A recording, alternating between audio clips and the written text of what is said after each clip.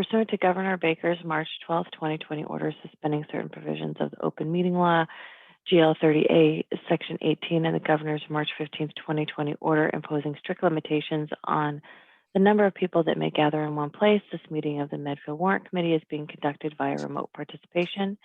No in-person attendance of members of the public will be permitted, but every effort will be made to ensure that the public can adequately access the proceedings as provided for in the order. As a reminder, persons who would like to listen to or view this meeting while in progress may do so following the instructions on the agenda and the meeting notice. And we're going to add something else fun and exciting to today. And we are going to be taking a roll call and just saying our names. Does that sound good, Christine? Yes, just a roll call of who's present, and then a declaration by the chair that those people are participating remotely. Okay, don't we all feel fancy? Are we ready? Okay, I'm Sharon Tatro. Jeremy? I'm Jeremy Marcet. Ed? I'm Ed Vozella. Christine? I'm Christine Barton. Newton? I'm Newton Thompson.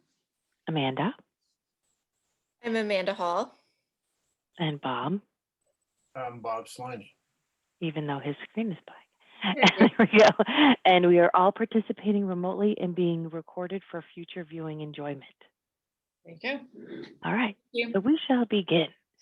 So we have a few different guests tonight. So because some people are already waiting, I figure we'll just kind of jump right in. So I think we were going to have Amy Colleran come over first to talk about facilities and I think Municipal Stabilization Fund.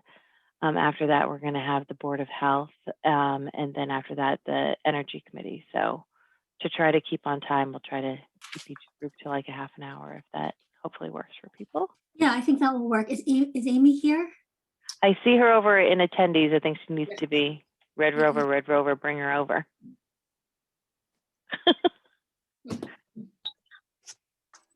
Hi, everyone.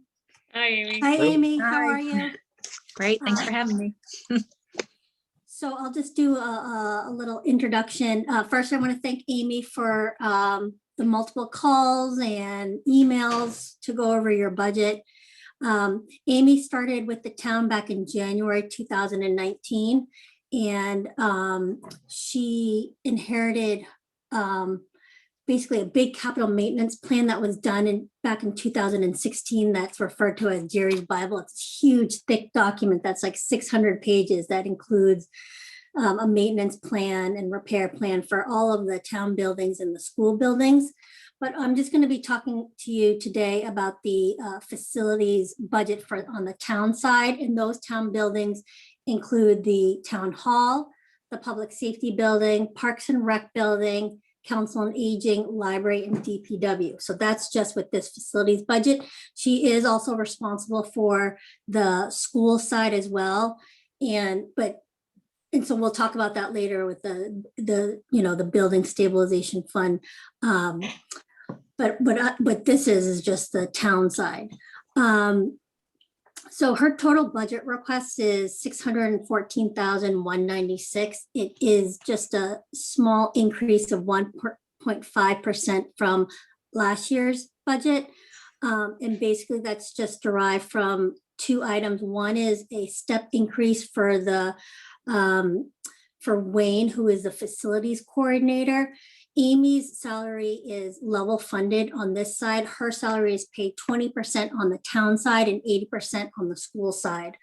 So that increase from salaries is just for Wayne, the facilities coordinators. Let's see. And salaries comprise 17.8% of the budget. Her operations costs are all level funded, so there's no increase in that. I asked Amy how COVID impacted, her during this time, and she was saying that because a lot of the buildings were closed, she couldn't go in and do a lot of some of the maintenance and repairs, especially like on the schools, where the schools were closed, and then no one was allowed in the building. So it's hard to get people, contractors in there to do certain maintenance or repair. So it will be, definitely a busy summer playing catch up with some of these kind of items in terms of repairing or just doing, kind of maintenance type work on that. The other item that was part of this increase in the request are maintenance contracts. So there were no maintenance contracts in place for the public safety building and the DPW building, probably because they were newer buildings and they didn't think that they needed maintenance contracts in place, but they've actually, there have been leaks in the roof at the public safety building, and I think some boiler issues at the DPW. So right now they've just been asked, having these, the maintenance contractors come in on an as needed basis, which is costly, but beginning July 1st, she'll have contracts in place so that there'll be kind of more of a formal maintenance plan in place and things under contract.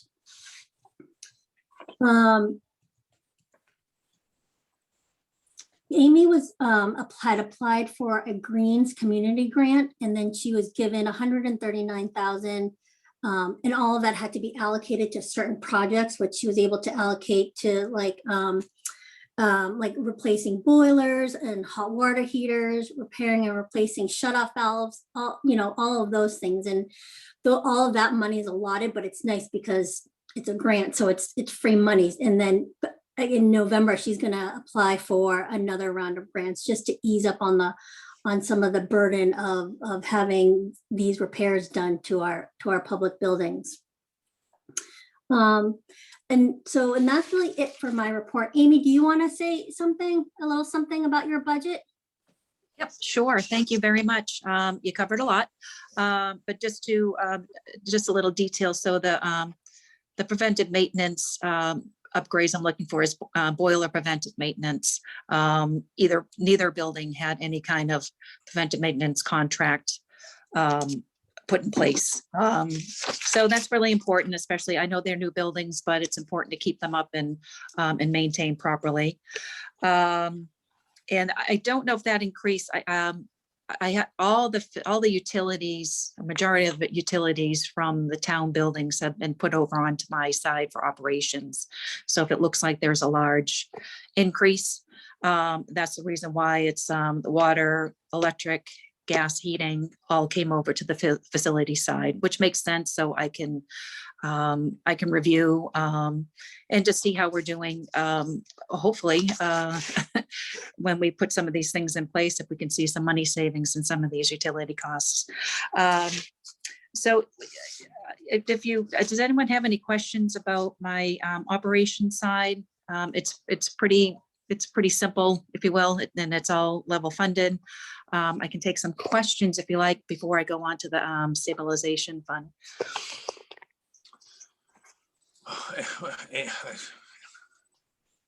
Amy, you have a huge job to handle both the schools and all of those town buildings. Can you just describe for us a little bit, because I'm unfamiliar with your table of organization and how you manage it, how many people you have and what the TO looks like?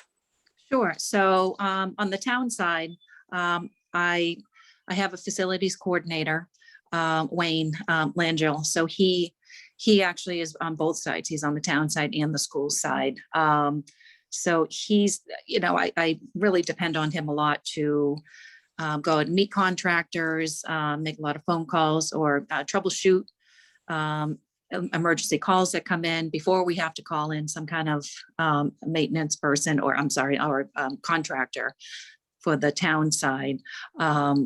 That's really, and then I have Eric who works over at the town hall and library just on a part-time basis, just about 12 hours a week. So he oversees the town hall, mostly in just the library, just on, miscellaneous things that come up.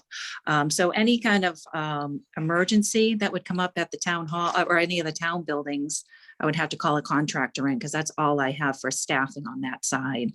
For the school side, I have custodians that work I have day shift and night shift over at the schools. I also have 3 maintenance workers. One's an HVAC, one's a all around, general maintenance, and then I have a buildings and grounds person for the school side. So obviously the larger schools, the high school has 5 custodians, the middle school has 4, and the elementaries all have 3 each. So I have a head custodian that's there during the day, and then everyone else comes in at night to do the cleaning when the schools are empty.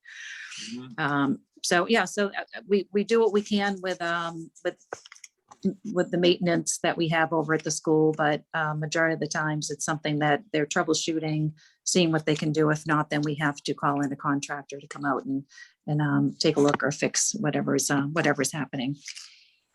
So on the town side again, so do you have any custodians for those buildings? No, No, no, not at all. no. So We contract okay. the Just cleaning contract it services. out. Yeah. Okay. Mhm. All right. Yeah. Yeah. For all the town I buildings. see. Yeah. Okay. Yeah. Yeah. So any kind of emergency, it is a contractor coming in. Mhm. So, go ahead, Ed, I'm sorry. I'm done. That's So Amy, thanks. The couple of questions. One is, so you started in January of 2000, is that right? 2019. 19. So this past year has been your first First full year. Yeah. full year that you owned the budget. Yeah. Yeah. It was Yes. COVID. Yeah. And it was COVID. So a couple of questions. One is, when I saw there were some turnbacks, is the source of turnbacks basically amounts that are put in for contractors or work that didn't have to get done? I mean, how do you estimate that? So for maintenance contracts, those are set a 3-year contract with whomever it is, if it's an HVAC, boiler preventive maintenance, or the controls of the building. Those are set in place yearly, and typically I have a 3-year contract with those contractors. I also have a maintenance and repair budget as part of my operations per building. And anything that's not used in that budget gets rolled back into a fund, if you will. I'm not really quite sure where that goes, but it gets rolled back in for the town. Okay, so So if it's not used, it's there for that maintenance and repair is there for my use for emergency, if I have an issue somewhere. So it's, you never know what's coming. So I've level funded it this year for the maintenance and repair. I did not ask for any because I did a rollback last year, but again, I didn't have any contractors in the buildings from March on. So nothing was really done, but the buildings were pretty much closed. So there really wasn't much going on in them to repair. So having been in that spot for that year, how would you assess the risks in the buildings overall? The town buildings, I'm going to knock on wood, I haven't had too many major issues. One thing that Christine, Nick, and I have been working on is through that, and I'll talk about with the stabilization fund, but establishing an emergency funding line item that we actually put into works last fiscal year, if you will. So this year, for that reason, if there are larger projects that come up in emergency that you just can't anticipate. Sometimes it's just things that you can't anticipate. So this fiscal year, we had $175,000 emergency fund put as part of the stabilization fund. I do have to get Christine and/or Board of Selectmen approval for a project, but we did use that recently where we had one of the boilers at the middle school go down. It had a crack in one of the components. So that's something, we had one, we have another boiler, but you can't depend on that one boiler to keep going because they have to alternate just to give one a rest. So that was an $18,000 unanticipated project that I would never have been able to see. So I was very thankful that that emergency funding was in place so I could tap into that for that reason. So, you but just- all in yeah, all, I feel like my maintenance and repair has been fine. That's why I didn't ask for any additional funding, because I think I didn't use it all my first official year, so I was able to roll back money. But again, you just don't know what's coming in another year or so. So that's, I'm fine with where they are. Those maintenance repair numbers. I know I had mentioned Christine Barton and Christine Triweiler that if they needed to take monies back, they could, but I need something to be able to tap into especially that I don't have any maintenance people on staff for the town side. Okay, I think so you- especially now that Amy said everything's going really well, it's a guarantee that my elevator's not gonna work tomorrow, so thank all of you for that. I did knock on wood. I tried. You can just, it was just me. You can blame me. But, so Amy, you said you're gonna go to the stabilization fund, just so I, Yes. just one point, because I think you made it clear, but I just want to reiterate. So repair and maintenance is what you estimate, and that's sort of based upon historical and your assessments of the building. But if there's anything of a major item beyond the continuing repair and maintenance, it's the stabilization fund that you need to rely on. Is that correct? Yes, but I have to look at that a year in advance. So if you want me, I can get into the stabilization Sure, fund. well, go ahead. I don't Yeah, want to. sure. No, it's, but the stabilization fund was formed from a review from an engineering firm came and reviewed and reported their findings and recommendations to the town. So it's called the Municipal Facilities Evaluation Capital. It's a 20-year plan that they laid out for us but it's more preventive maintenance. So, replace a hot water heater before it fails or before it's an emergency repair instead of a planned, it's already past its life cycle. Let's replace it before we're in an emergency situation. We have to do it right then and there. So with the stabilization fund, I've been trying to follow the 20-year plan that was put out before us, if you will, as a town. But I obviously see things that come up during the year that I see that need to be included in a repair. So that's how I developed my 5-year capital projects plan. And I can start to go through that. But along with these projects, I know Christine had mentioned that I'm part of the Green Communities Committee. So when we took a look at this as a group, all my projects here, and we're highlighting projects that we may be able to put in for either partial or full funding through this Green Communities grant. As I said, we got $139,000 on our first round. Everything that we put in for a request was approved. So, and it was new to all of us. So it was a learning curve, but now that we know the process and know the system, we're putting a plan ahead for the next 5 years as to what we're going to put in for an application for funding. Because some of these are larger projects, say for a boiler replacement, or again, a hot water replacement or something like that. So as along with the Green Communities grant, we'll also tap into Eversource for incentives they have for funding or reimbursement.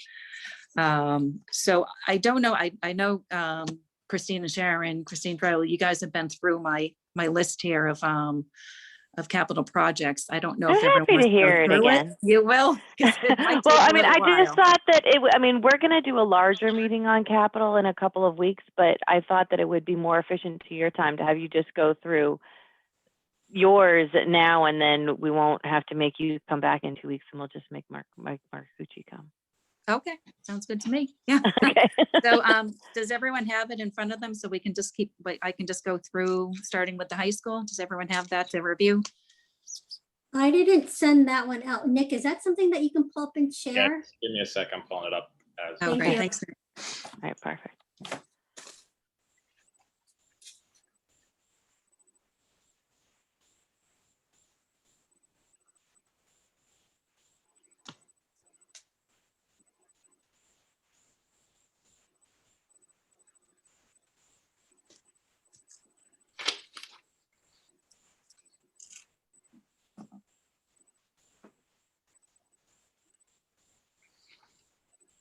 And if anybody wants to try to find a copy, I think I emailed it on Friday around 1:15. Okay, so I'll start with the high school. And anywhere along this, I'm just going to run through them. If you have any questions, just please interrupt and just say, hey, I have a question on this. So the first one, the bus canopy repair, this is additional funding request. When I started here, there was $100,000 funding approved before the year before I came here to repair the bus canopy at the high school. That's if just to give you guys an excited, it's where the guidance office is. So it's the canopy outside the guidance office entrance. So I did put that out to bid when I first started and it went well above $100,000. So I'm looking to get $40,000 additional funding so the project can actually happen. So there is already $100,000 funded, but it came in about 125, 130. So just to be safe, I wanted to put 40,000 extra just because of escalating costs, et cetera. So elevator door operating control board and relays. This is something that came up during the year that that needs to be replaced. So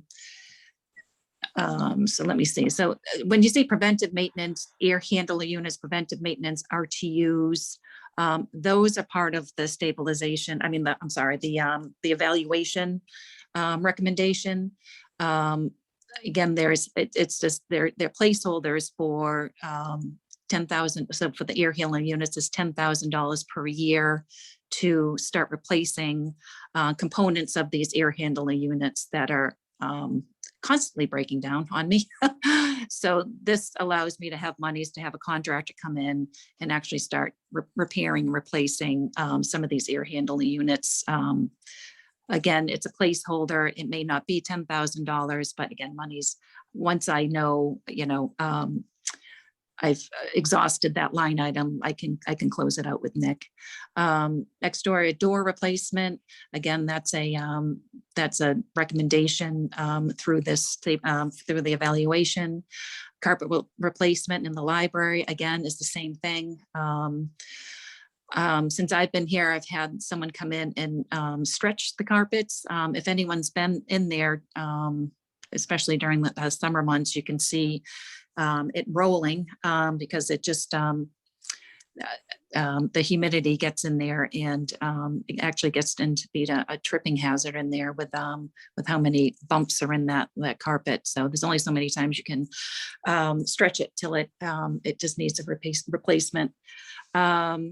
Replace and install some shutoff valves. That's something that I've noticed when I've had some emergency situations like a sprinkler pipe freeze and I couldn't find a shutoff valve in the zone that I was in. So I think that's pretty important to have some installed to prevent other terrible things happening.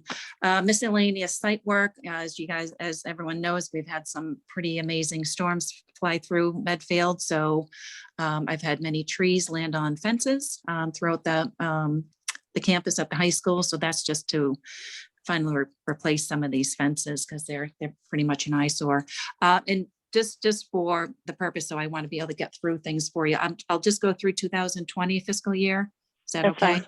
Yep, Okay, yep. yeah, because we might be here all night if I go through everything. So Blake Middle School, again, preventive maintenance RTUs, that's a placeholder for the evaluation recommendation. The boiler maintenance to flush the glycol, that's something that I've come up with, noting that many of our pipes throughout the throughout the middle school are pretty much rotting from the inside out because the glycol has never been flushed in that building as far as I know, or anyone that's been there for over 20 years knows. Glycol is a material that we add to the water that goes through and heats up, and that's how the baseboard heating, if you will, is heated. Glycol is a pink material, but if you looked at any of the water that comes out of the boiler, it looks like thick Coca-Cola. So it's this is a good preventive maintenance issue that needs to be, it's a big ticket item, but it's well worth it. Replace the exterior door at the courtyard.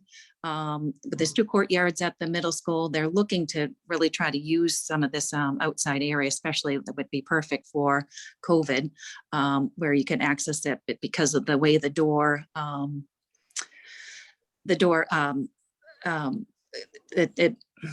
it turns in instead of out, so it's a fire issue. So to be able to use that courtyard, we just have to replace the whole door just to be able to use it, use that outside area.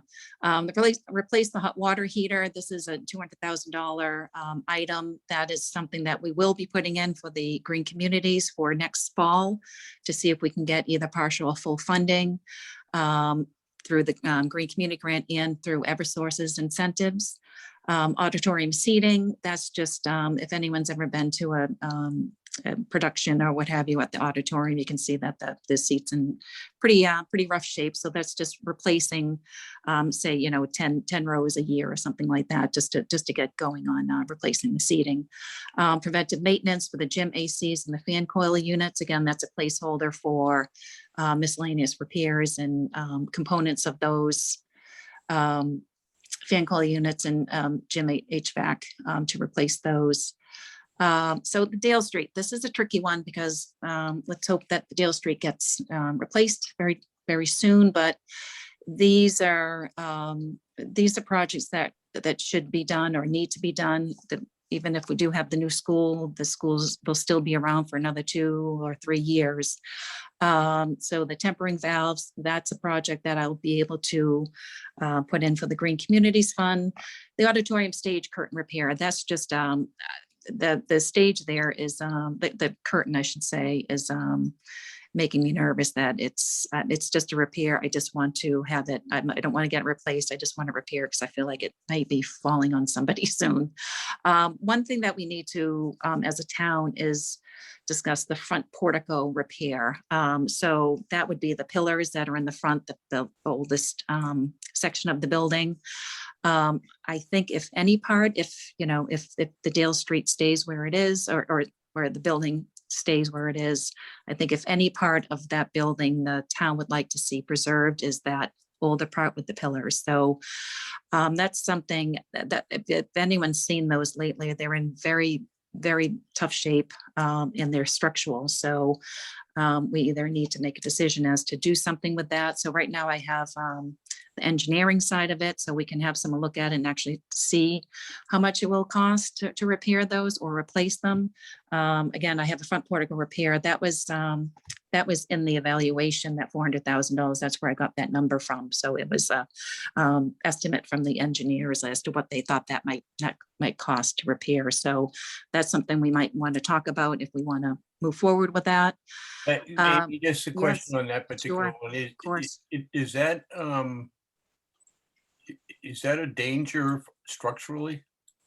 If we don't do anything with it, not right this moment, but if you look at it, the base of it is rotting away. I wouldn't mind an engineer coming out sooner than later just to tell me that.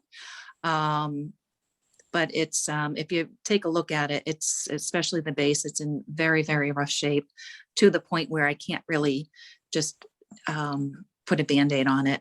Something needs to be done, or if we decide that we're not going to be keeping that building, something needs to be done within the next couple of years. Okay, thank you. For sure, yeah. The boiler control panel replacement, that's something that came up this year. We've had some work that we needed to do over at the Dale Street. Some of the piping over there is in really, really tough shape. I just had to get approval to have a section of the pipe replaced because it completely rotted away and it was ready to burst. And if that happened overnight, then we wouldn't have the school for quite a while over there because I wouldn't have any boilers left. Because of that,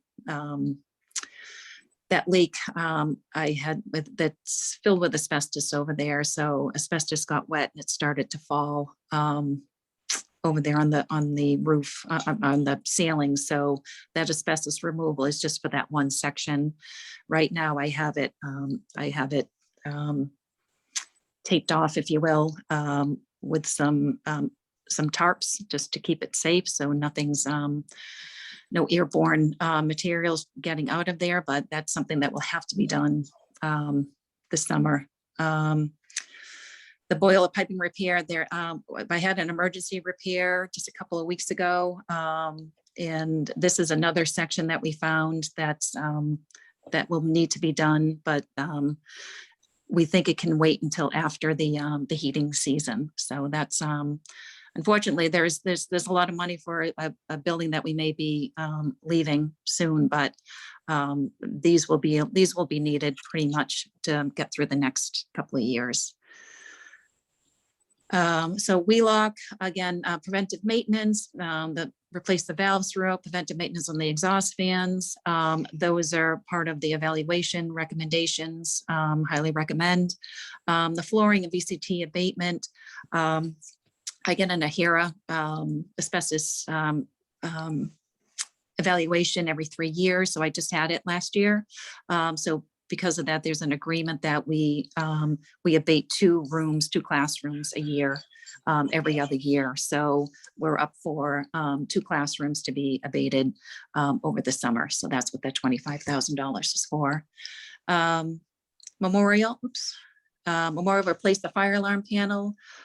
This has been a constant issue since I started, where it's an obsolete, it got to the point where it's an obsolete panel. So we need to replace it.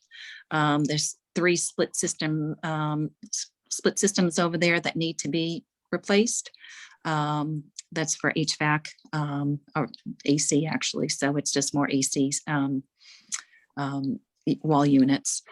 The Johnson Controls building management system upgrade. That's just something every 10 years you should really get an upgrade on your building maintenance system.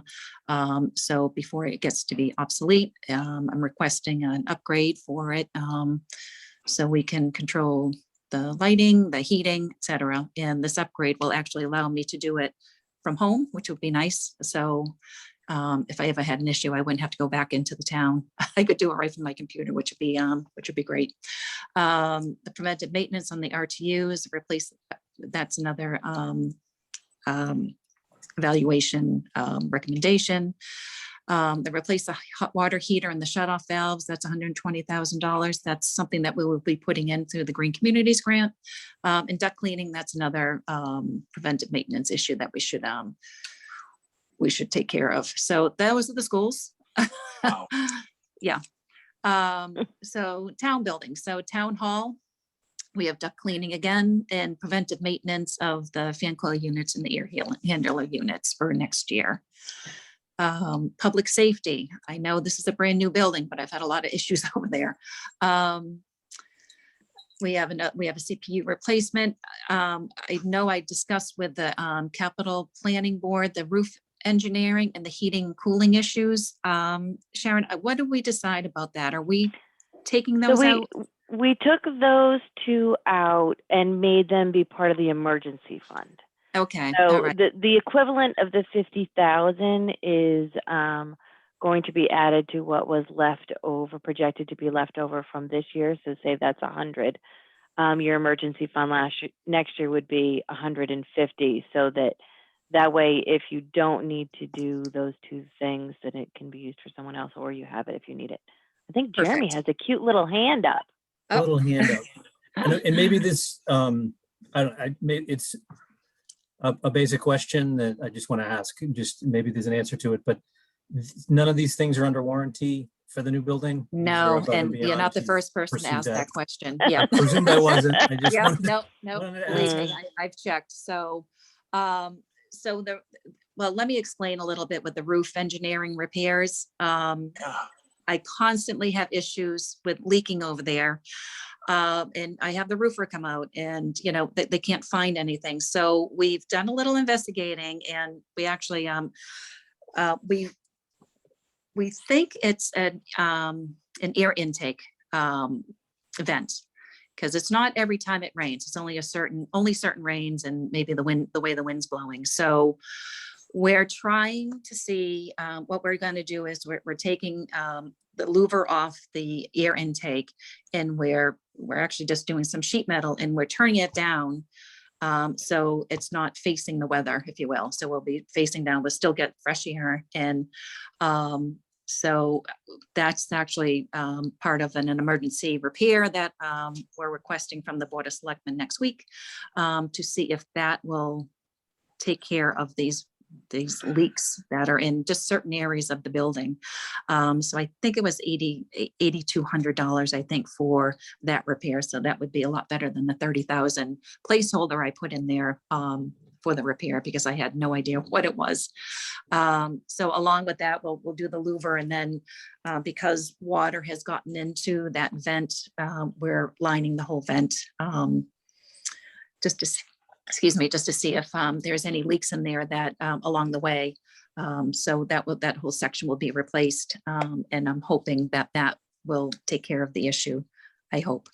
But again, so that $50,000 will get put into the emergency fund. That's great. The cell block safety issues. So this is something that's come up since our new chief has started. She was very concerned with some of the safety issues that are not in place.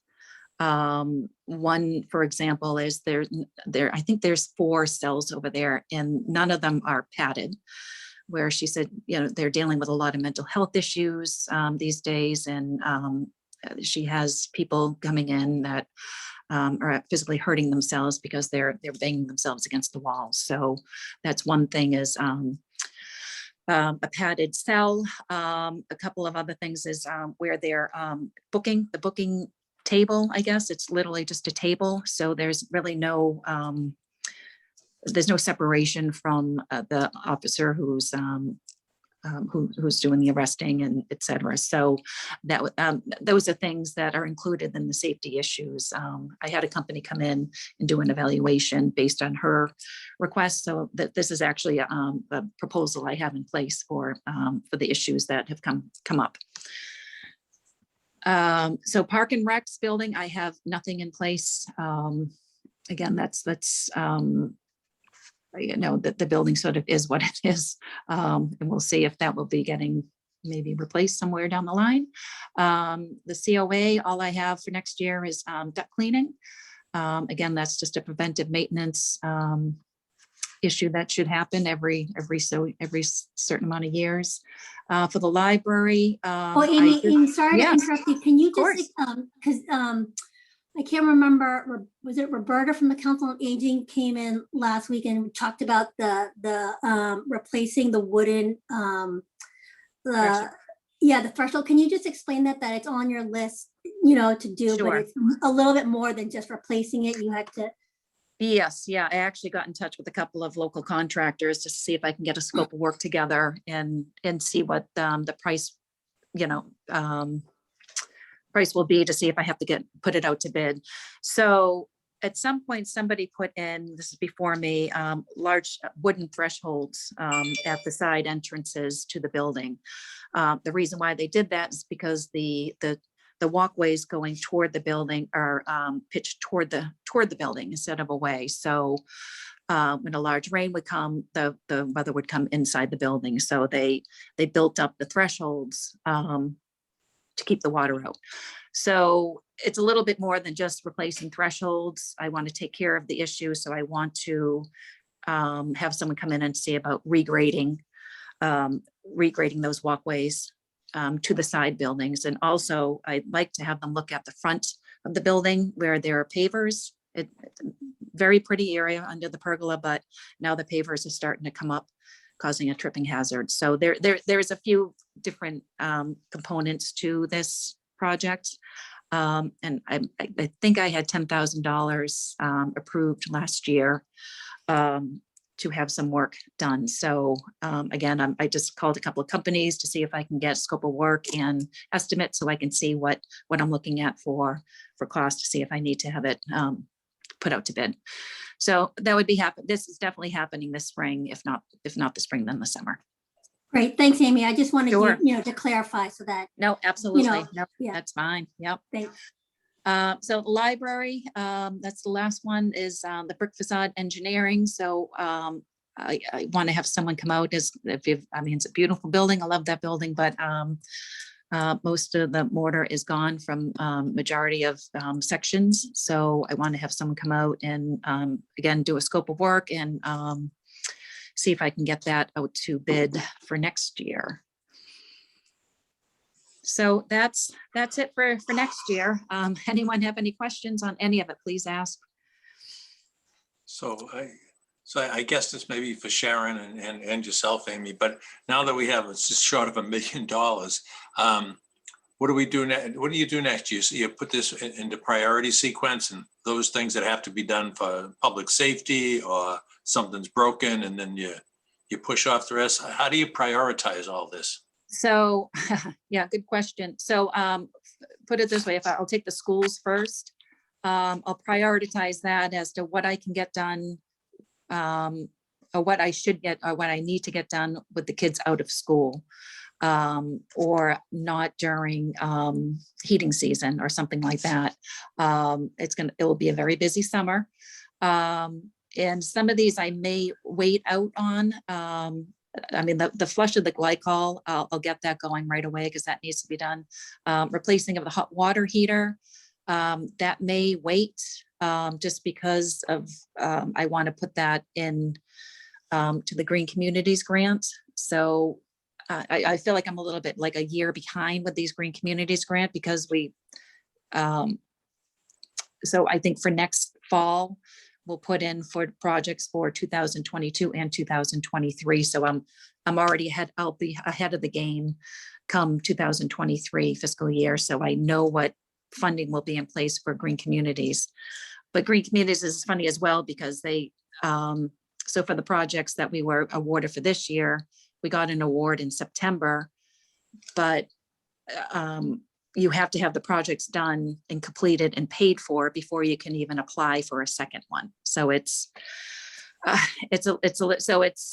it be better to have the funding? No, I have the funding for the stabilization fund first and then go for the reimbursement. That way it just get back into the stabilization fund. I think that might be the way to go because I don't want to wait up on these things as well. They need to be done, but I don't want to wait for a possible grant to get the projects done. So projects that, outside projects like the COA that will happen in the spring. But like I said, I'll prioritize it as to when I can get into the buildings. Obviously the schools, the best time is during the summertime to get in there and complete these projects. But anything else, the fence repair, I can do that in the fall. Replace the library, carpet that we can schedule that on a vacation week type of thing. So yeah, I'll prioritize these as fall, winter, spring, and summer projects. I mean, Just to clarify though, how much is available in or requesting in total? It's a little over appropriation? $1 million. Nick, do you have the exact number? The fund itself is $1 million, and then it went up 2.5%. Yes, and we had There's some monies enough left funding over. to do all the projects. Yes. Yes. Yeah. We have all of the funds to do this project. It's part of the article that will be All of these currently projects. numbered number 9. Wow, that's good. Not going to be 9. All right. Well, it was 9 last week. The one that was number 9 last week is this is the Warrant article for that. Okay. All right. Well, does anybody have any other questions for Amy, or else we can let some of the nice people from the Board of Health in that. I know, I'm sorry it took so long. Thank you, No, Amy. that's Thank quite you, okay. Good. It's all right. But I would rather have taken the extra 15 minutes and done this with you now than made you come back in 2 weeks. So. No, I appreciate it. Yeah, but if you Thank need me you to, so I'm much, Amy. happy to. Yeah, absolutely. Thanks, everyone. Thanks Yeah, for your thank you time. very Thank much. you, Amy. Amy, All right, take care. Appreciate it. let me Bye, know when the everyone. elevator goes out. That'd be wonderful. I gotta call Bob because he's gonna carry my bags to the second. No, the stairs are good. You need to get the steps in. Come on. There you go. Thank you, Amy. All right, thanks. Take care. Okay. Bye. Thanks, Amy. Bye. So do we know who would like to come in? We think maybe Stephen and Carol would like to come in. Yep, let me promote them. let me just give you some background. I know I presented this to you at the beginning of the budget season. We were talking about the necessity for a public health nurse and why we had included the 75,000. Just to give you a quick context and background, because I know we're running short on time.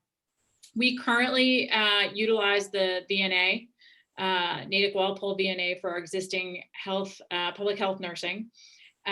We pay approximately $7,600 a year for that service. And we've come to, I mean, even by their own admission, the VNA was not prepared ever to provide pandemic services for any of the towns. They've been doing their best. They brought in additional staffing as we worked through this. They did all of our contact tracing until our caseload became so heavy this fall, we actually had to farm it out to the contact tracing collaborative. We've agreed that at this point, we've probably outgrown the services of the VNA, and that's why we were starting to transition to an actual public health nurse on staff. So let me just introduce Steve Resch, who's the chair of the Board of Health, and then he can introduce the other members of the Board of Health, and they can talk more in depth about the public health nurse.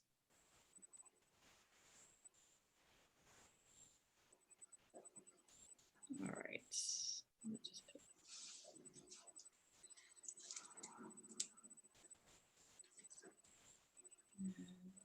Hold on, Kathy. And hopefully, Kathy, you and Newton are far enough away in the house, we're not going to get feedback. I was gonna say, we're gonna get an echo.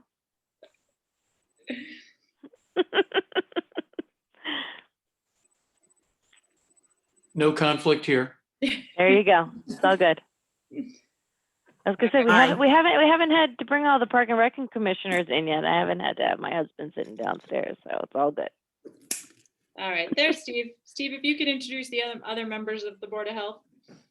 Oh, sure, of course. Good evening. So our Board of Health, who do we have here tonight? We have Melissa Coughlin, Kathy Thompson, Carol Reed, and Holly Rand is not here tonight. Holly was not going to make it tonight. Right. So I guess I just wanted to say that, you know, to piggyback on what Christine introduced, that, you know, as you know, Medfield has used contracted services pretty heavily for its health-related activities on the side of permitting for restaurants and tobacco sales and septic services. You know, we have a health agent that handles that and all the regular inspections for those permitted businesses and dealing with complaints. And that part of the Board of Health Services, I think, works quite smoothly, works pretty well, a high level of service. And then we've also, as Christine was alluding to, we've had this small amount of contracted public health nursing from the Natick Walpole VNA, Visiting Nurse Association. And really that sort of provides, I would say, a bare bones, minimal level of public health nursing services to Medfield residents. Really very little. And then when I think the COVID pandemic really revealed that limited capacity of public health services for our town. And for that reason, you know, the Board of Health is, I think, pretty unanimously in strong support of this proposal to add a public health nurse position to the town, which we think will enable a higher level of service to our residents during normal times. And there's a lot of room for improvement on that. But maybe even more importantly, will give us much greater capacity and town control over our response when we have public health emergencies like the one we've been dealing with for the last year. And you know, they aren't all COVID pandemics, but we do have, you know, we have EEE. In the 18 months since I joined the board, we've had EEE, we've had a crisis of people getting mysterious illnesses from vaping, and then we had COVID. So it's been it's not uncommon for us to have to deal with these kinds of things. And by bringing it, I think one of the things that we're hoping is that by bringing this services in to the town, it'll give us a lot more flexibility and control over how we respond when these things happen. More control over the data, more flexibility over our choices of where to prioritize things and so forth. So I think I'll just maybe stop there and hand off to my colleague, Carol Reed, who's been researching standards for public health nursing services and can speak a little more to the benefits that we see from adding a town-employed public health nurse in Medfield. Great, thank you. Thank you, Steve. It's nice to see everyone. Thank you for having us. And I just should ask, do we have a few minutes, 1 minute, 2 minutes? Because I'm known to like to talk long in my advocacy. So I want to be respectful. And I also wondered the timeline of your process and decision-making, because I know we're all welcome and willing, I should say, to come back. Sure. Well, our meeting expires at 9, because that's when I turn into a pumpkin. But we do have the Medfield Energy Committee that was expecting to come at 8, but we were already running 15 minutes behind. So I would say if you want to take, 10 to 15 minutes, you're more than welcome. But you don't need to feel it but if you want to leave some time for questions for us in there too, and then to answer your timeline question, this topic will be part of the operating budget, and we've decided to wait to vote on the operating budgets in totality in a couple of weeks once we can do the entire piece, because we wanted to hear from you and from everybody else on their budgets so that we're not making decisions in a vacuum. I appreciate that. Thank you. Go ahead. So you're not voting tonight, and that's important. Yes, we are not voting tonight. I'm fortunate because we have experts that I work with, Steve in public health and epidemiology, Melissa is a nurse and medicine, and Holly as well. So we have a lot of data and information, and I can provide some reports and statistics on what other towns have as far as population in service to their residents with public health nurses. Many of the towns around us have staff nurses, different variabilities of hours and commitment. I will back up to say Mass General Law 111 mandates that boards of health do a variety of different things. So we are responsible for monitoring and mitigating infectious and communicable disease. And with the contracted structure of public health nursing in Medfield, those communicable diseases can be tuberculosis or Lyme disease. They take time. The Massachusetts Department of Public Health mandates by these diseases, almost 200, to maintain awareness in your community. And the responses are provided accordingly. So for example, when I joined the board, there was a case in Medfield of tuberculosis, and I believe it was a 30-hour time commitment for the VNA. Whereas, and Christine can correct me, I believe the contracted hours for Medfield for public health nursing was about 2 hours, maybe a week, 6 hours a month. And Yeah. again, Christine is right. So our contract is quite limited, and that one person's health issue mandated 30 hours of response, because for tuberculosis, public health nurses have to visualize people taking their medicine, etc. I don't want to go down the road, but the point is that was excessive and above and beyond what had been contracted for.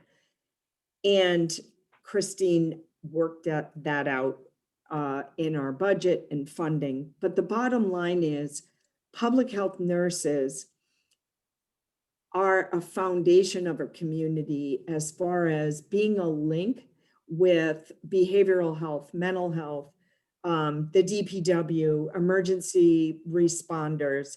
So they're not only following through on what we are mandated to do by Mass General Law in that one area of infectious disease control, they're intersecting with many town departments and making services available for people that most of us aren't even aware of. So what I would like to have questions, and I know Melissa would welcome questions and Steve as well.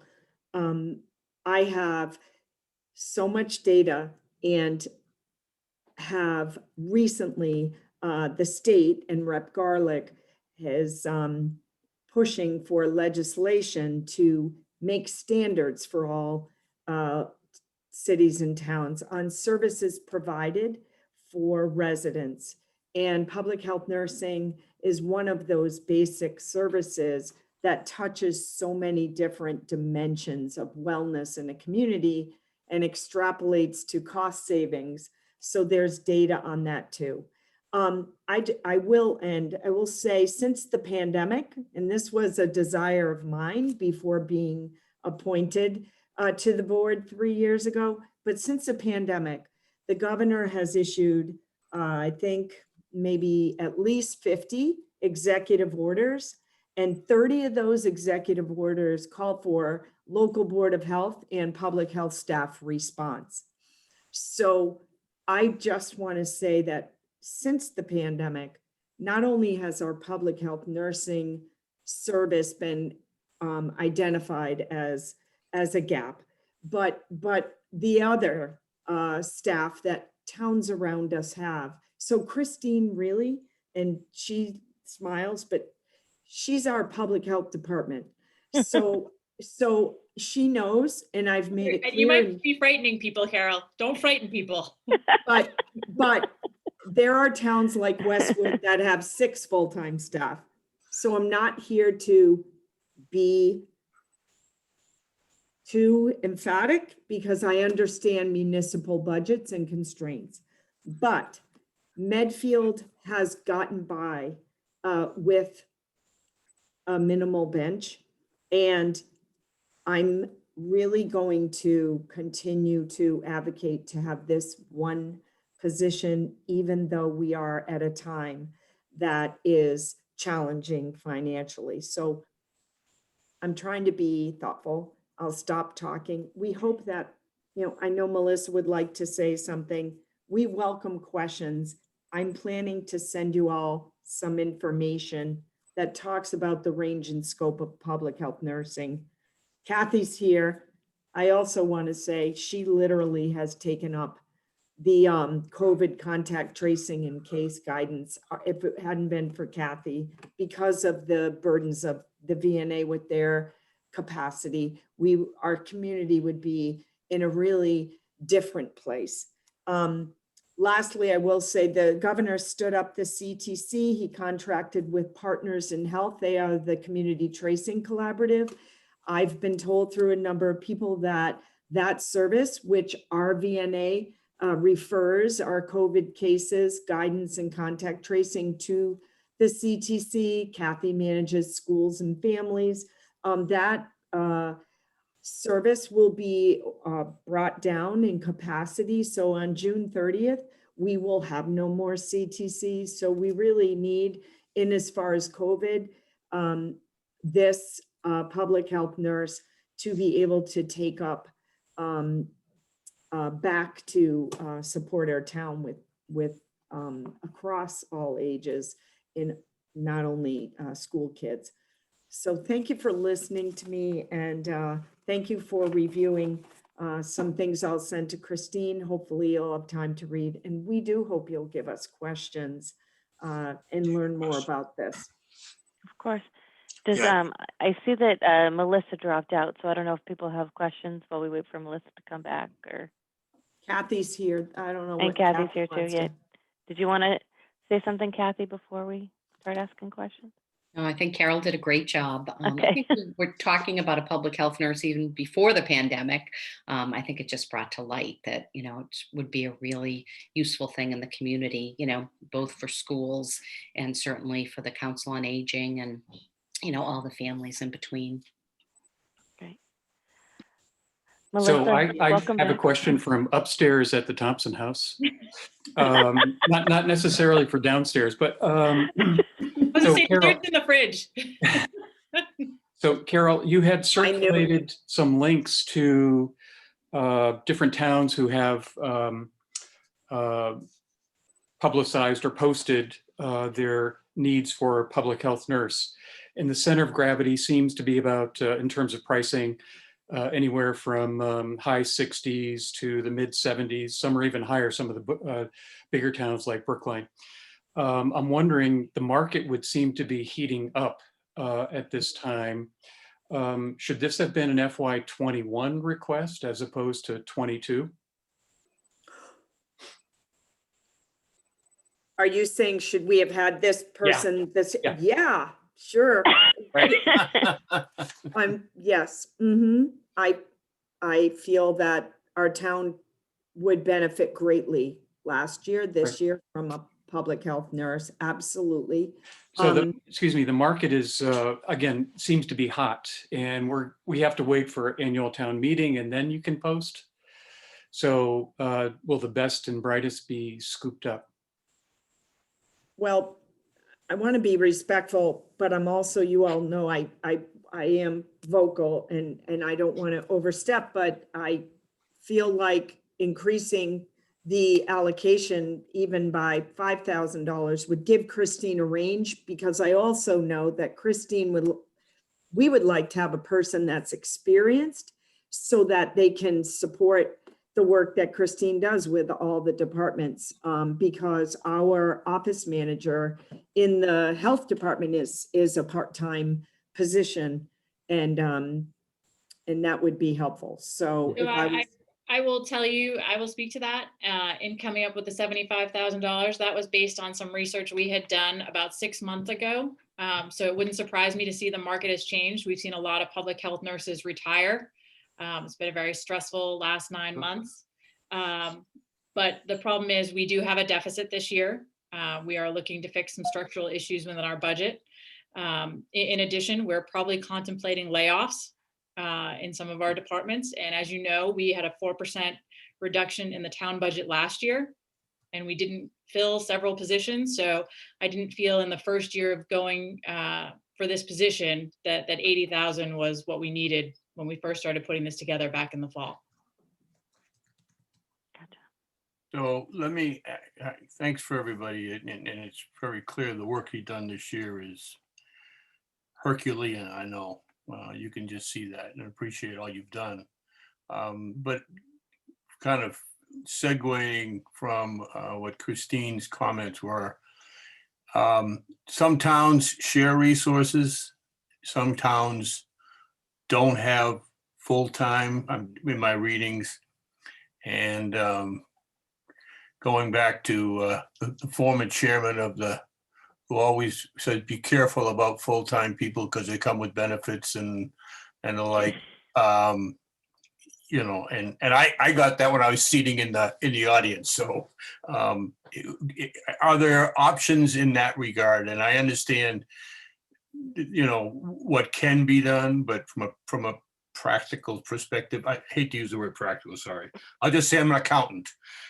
You know, but going from 7,600 to 75,000 with benefits is a big jump in a tough year. Go ahead. Thank you. Go ahead, Melissa. Yeah. Sorry, Melissa Coughlin. Nice to meet all of you.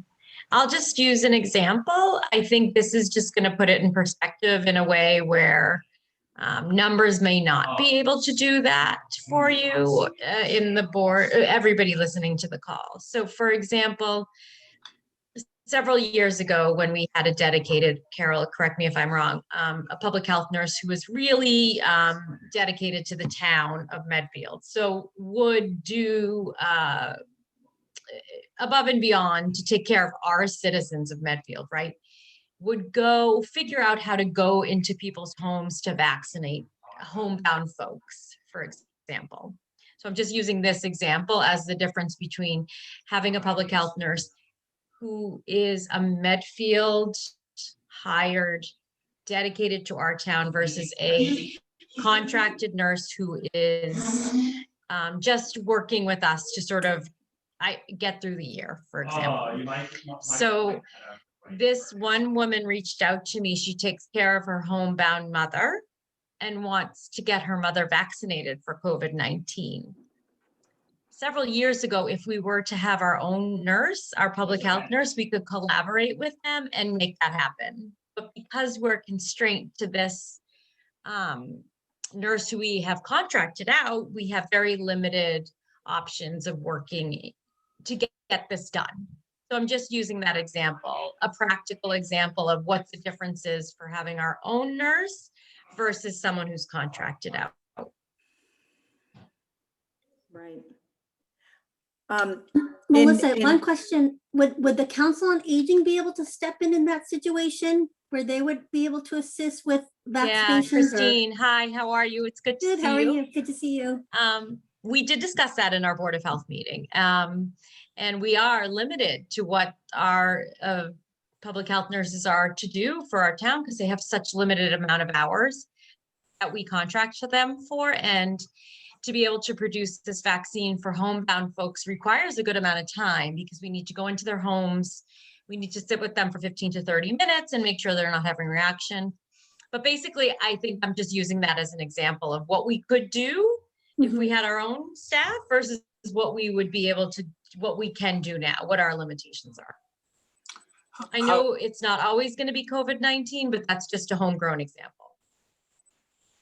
And many of the public health nurses intersect with Council on Aging and library staff and DPW. They do blood pressure clinics and, you know, they track as far as wellness and exercise to cut down on insurance costs with health insurance. So, but one of the powerful things that the nurses that I've seen and work with over the last 13 years is their nurses are rated as the most trusted profession, I believe, either one or two.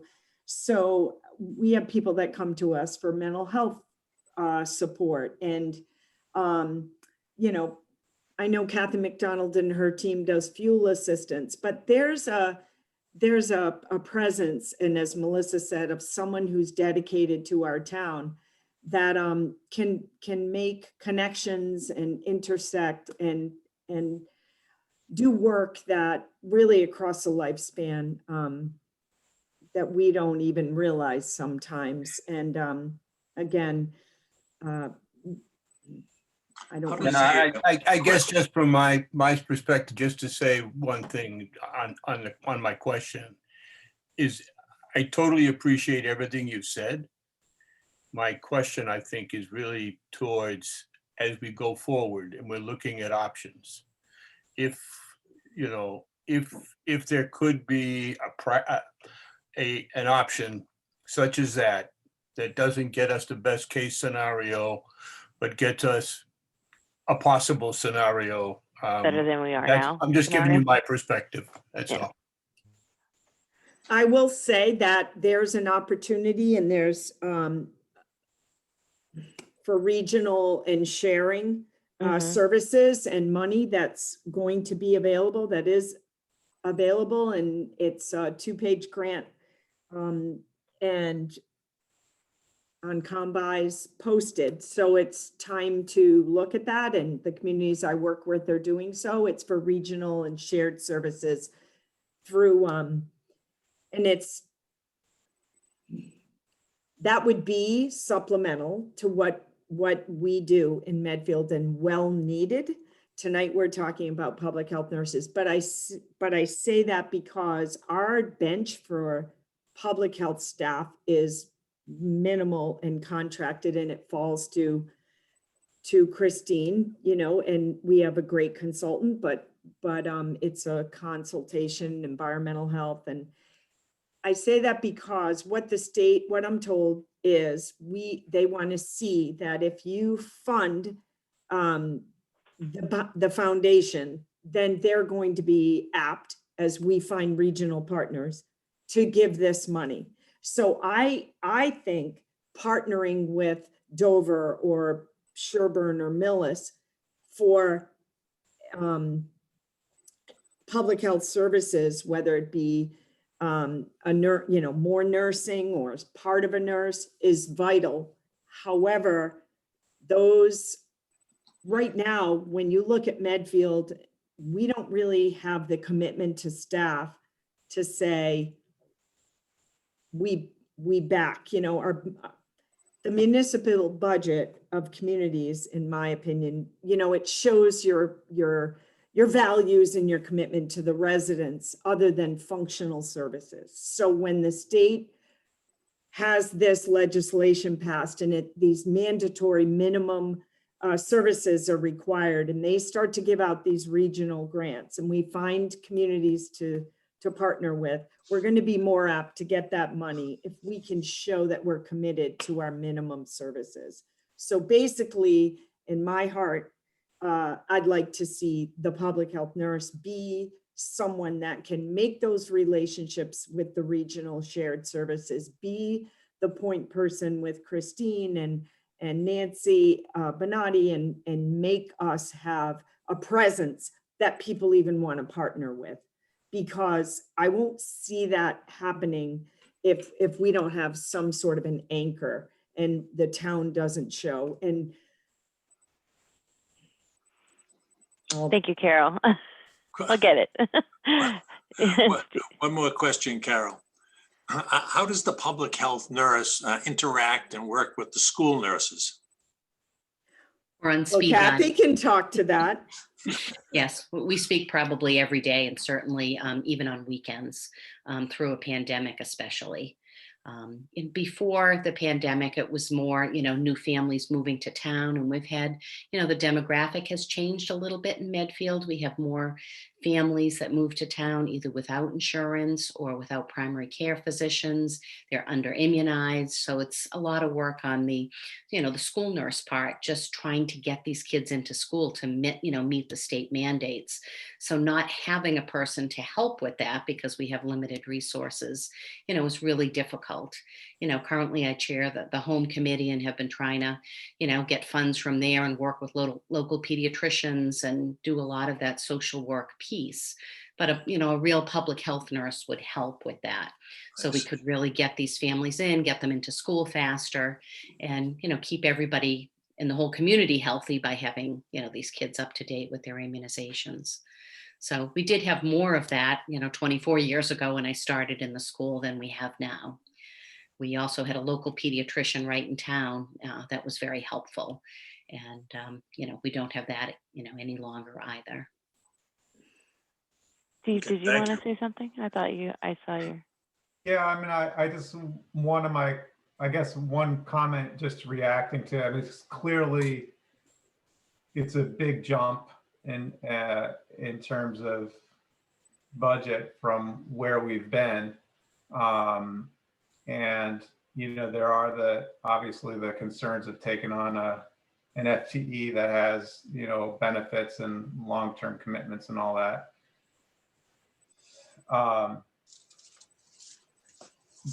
And I think in some ways, Medfield would, if there was a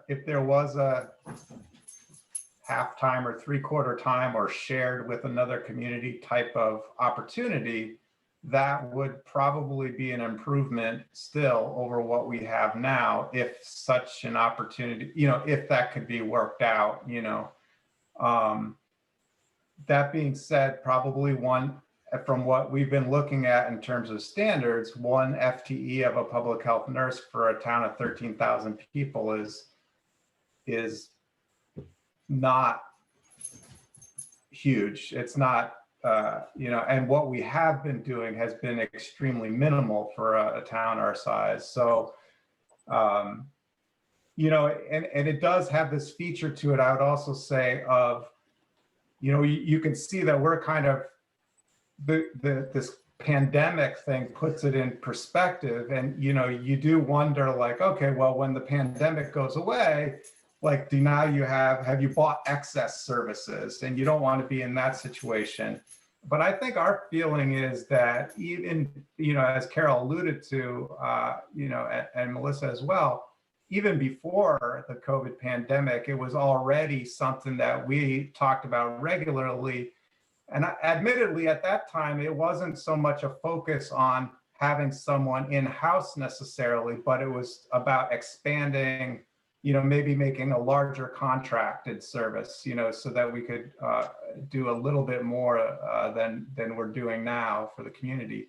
But then when the pandemic comes, you know, you do realize that there are quite a few disadvantages to having contracted services, where, you know, we really struggled, I think, in terms of being able to react to the pandemic because we didn't have anybody, you know, and, you know, in one sense, you'd think, well, if you have contracted services, that might be easier to scale up to respond. But, you know, we found, I would say, some real limitations in terms of being able to just get information, because there's a lot of obstacles to, you know, privacy issues with HIPAA and sharing of medical information.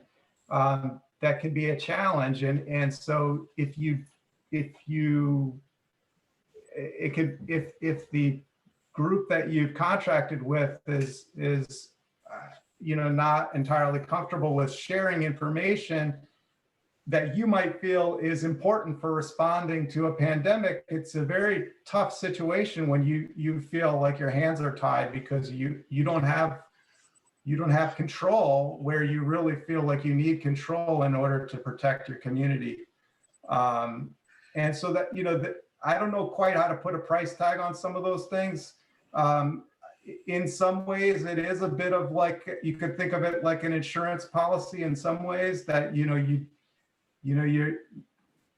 there's a certain carrying cost, I suppose, to having a person who's on staff. But I think that when crises happen, then you see some real benefits to that. And we were kind of exposed, I think, and at least from my perspective, became aware of that limitation of our current situation.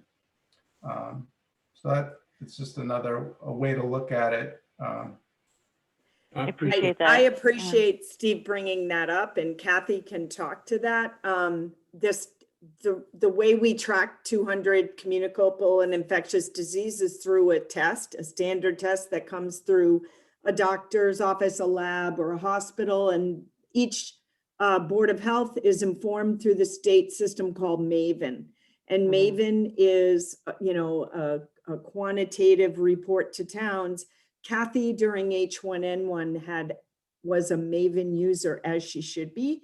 And I'm gonna hope she'll speak to this, but our VNA contract limits anyone other than the VNA to be a user of MAVEN. And basically, we were very much constrained and are on what information we can access. And that's been a great limitation. I appreciate Steve bringing that up.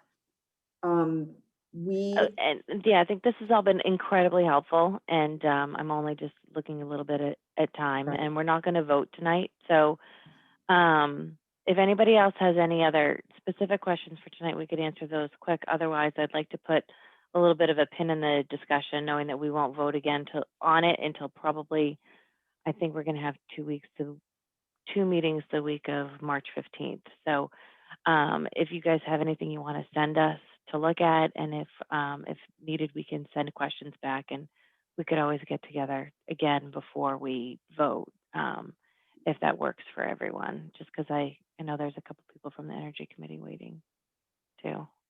Thank you for being so patient and listening. Oh, of course. Thank you for what you've done this year, and thanks for your time. I really appreciate your candor. I don't think anybody, I don't personally, because I asked the question, I have no doubt about the need. in the benefits that could come to us. I just, I'm just concerned about the practical elements we're dealing with, that if we have to take people out, adding people in, and it may be there may be a way of addressing at least some of the issue. And I appreciate your at least consideration. Thank you. I appreciate it very much. And be Thank you well. so much. We appreciate Yeah. everything you Yeah. do.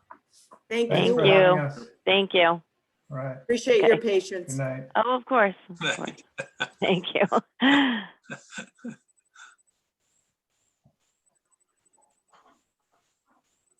Christine, I'm going to defer to who Jeremy wants you to bring in. Let's see, we got a few folks from the Energy Committee here. Robert, Fred, Megan Sullivan. We'll pull those folks over. So just to give a bit of an overview, and then introduce Robert, who will give the presentation that was sent around this weekend. Also sent this weekend were Q&A sheets, pretty detailed Q&A sheets that were put together by the Energy Committee. They have two warrant articles. One is the community choice aggregation. This is the one that the committee did discuss last spring and did vote in favor of that article. That wording of that article does remain the same. So they'll touch on that a little bit in their presentation tonight, but that is a repeat, and suspect that we would just, if in favor, reaffirm our prior vote on that. The second warrant article is for a net zero goal, essentially a resolution on climate change and on net zero emissions. And that's really the focus of what Robert's going to discuss tonight and give you a background on. And the Medfield Energy Committee has had a lot of discussion on their warrant articles and have had some public information meetings and have a wealth of information to pass on. Certainly can't do all that in one evening, but the Q&A, the detailed Q&A that was sent around, I think speaks to that. So I guess with that, Robert, maybe you could introduce the folks with you tonight, and Nick is going to allow you to share your screen if you want for your presentation. That'll be terrific. Thank you, Jeremy, for the introduction. Megan Sullivan, Fred Davis, was the head of the committee, Medfield Energy Committee. Megan Sullivan, I think Helen Dewey is online, Hilly Passes. If those individuals can be promoted so that they're available to contribute if appropriate at any point in time. If I were to begin, and I do have a presentation, so I would like to be able to present it, share my screen. Let me say before I begin that the presentation that I forwarded to Jeremy last Friday, I have updated. It has been updated in different ways. So if you have that presentation that Jeremy sourced, there are going to be some changes to it, so don't be surprised. With that said, let me begin. Can everyone see my screen? Yes. Terrific. I'm going to start from the beginning here. Medfield Energy Committee proposed warrant articles. As Jeremy mentioned a moment ago, there are two such articles. First being community choice aggregation. As Jeremy mentioned, it was passed last year. It was approved. We hope nothing has changed in context with this warrant article. The Q&A is identical. The verbiage in the article itself is identical.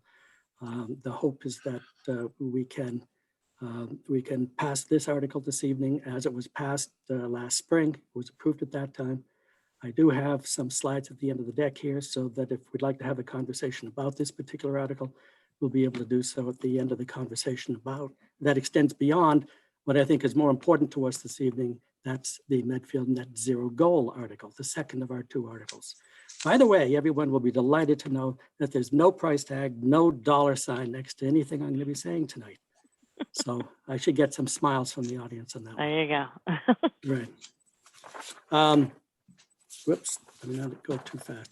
What I'm going to be structuring this evening is a what, a why, and a how behind this warrant article.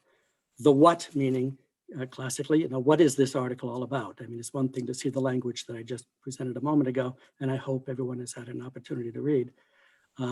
It's nice having the verbiage in the warrant article. What does it translate to? So we'll speak to that first. Why? Why are we presenting this article? What's the need for this article? Why are we doing this? And then the third topic is, okay, fine, if we pass the article and we need to create what we're speaking to as a plan, how do we go about creating that plan? So those are the three entities that surround our conversation this evening.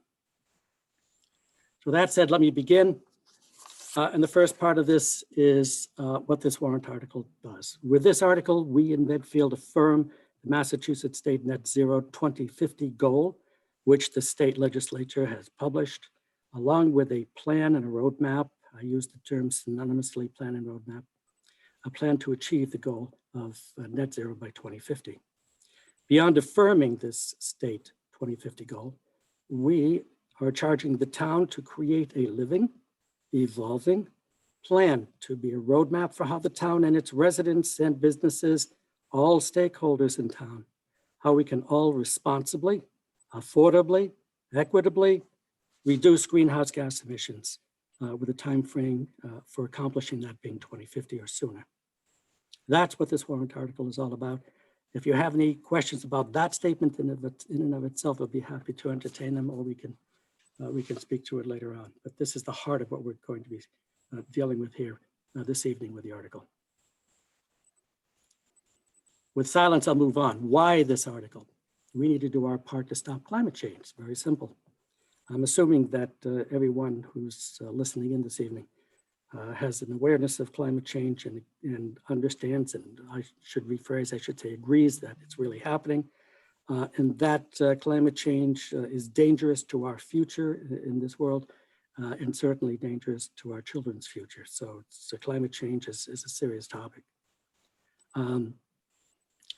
That's point one with regard to why we're presenting this. But part two is, you might say, well, the state has a goal, and it has all kinds of literature with regard to that goal. Well, why do we need to create a plan if the state has already done it for us? Recognize that we are a small part of the state. We don't have a public transportation system in Medfield. We don't have 60-story buildings in Medfield. We need in Medfield to tailor a plan that is specific to the greenhouse gas emissions that we produce in this town of Medfield. So the focus is on us as a microcosm to the state in its totality. And also by virtue of highlighting to the community the importance that we feel climate change represents to us and the threat it represents to us as a community, let alone the state, let alone the country. Leadership is important here as well. This is why this warrant article is important.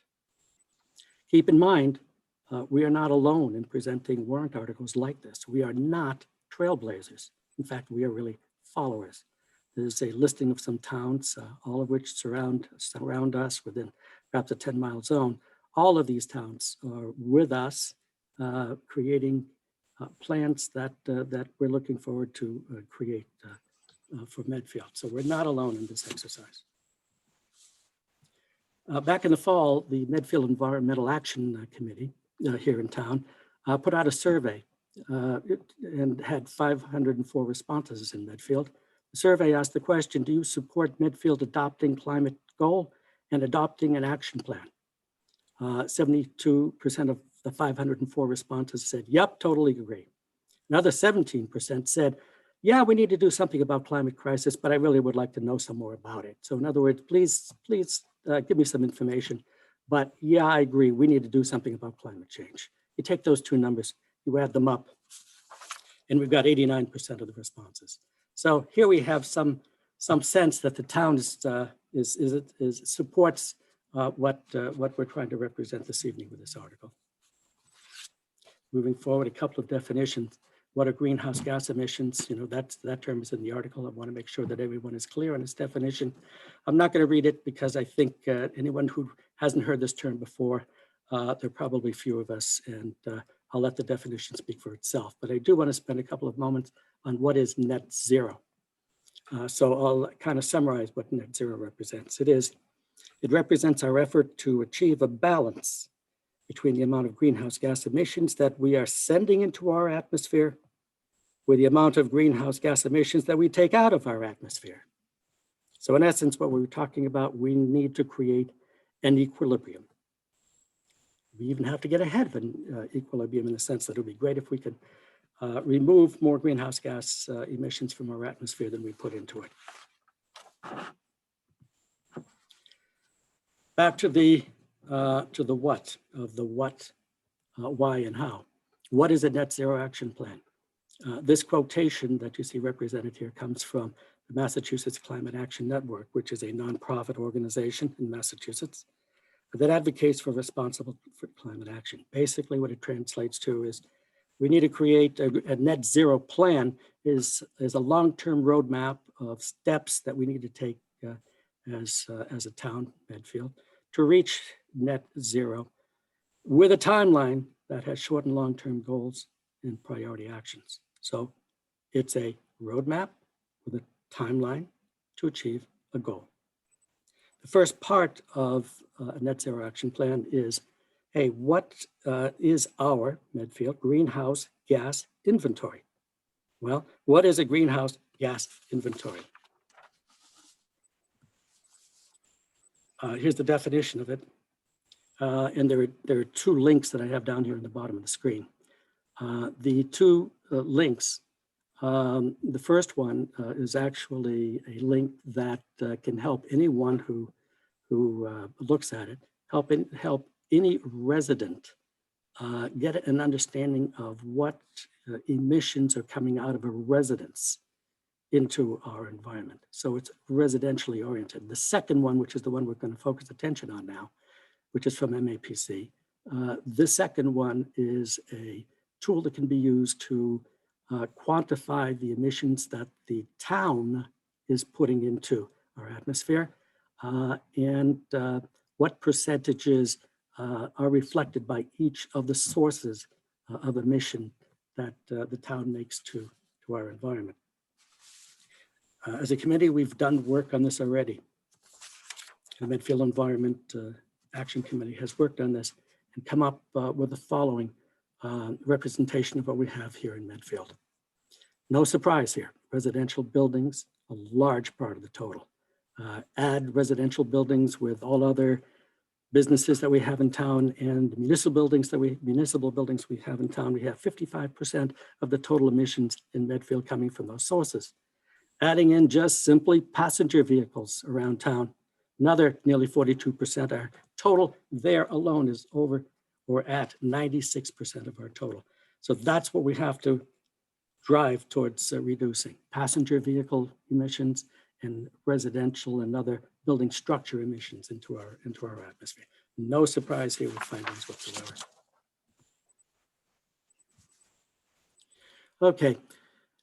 If we're going to create a plan, what support would we have to help develop of the plan that we're talking about creating? Well, for one thing, we have a bunch of resources. We have other communities, as I've listed a few of them, who are in the same process of doing what it is that we need to do. So, let's get together and pull our collective resources. So communicating with other communities. Also, you see several agencies here. These are nonprofits and governmental agencies that can contribute to the process of helping us out. We also have community groups that share data, share information. There's a lot of places we can go to work together to come up with elements of what a plan needs to represent.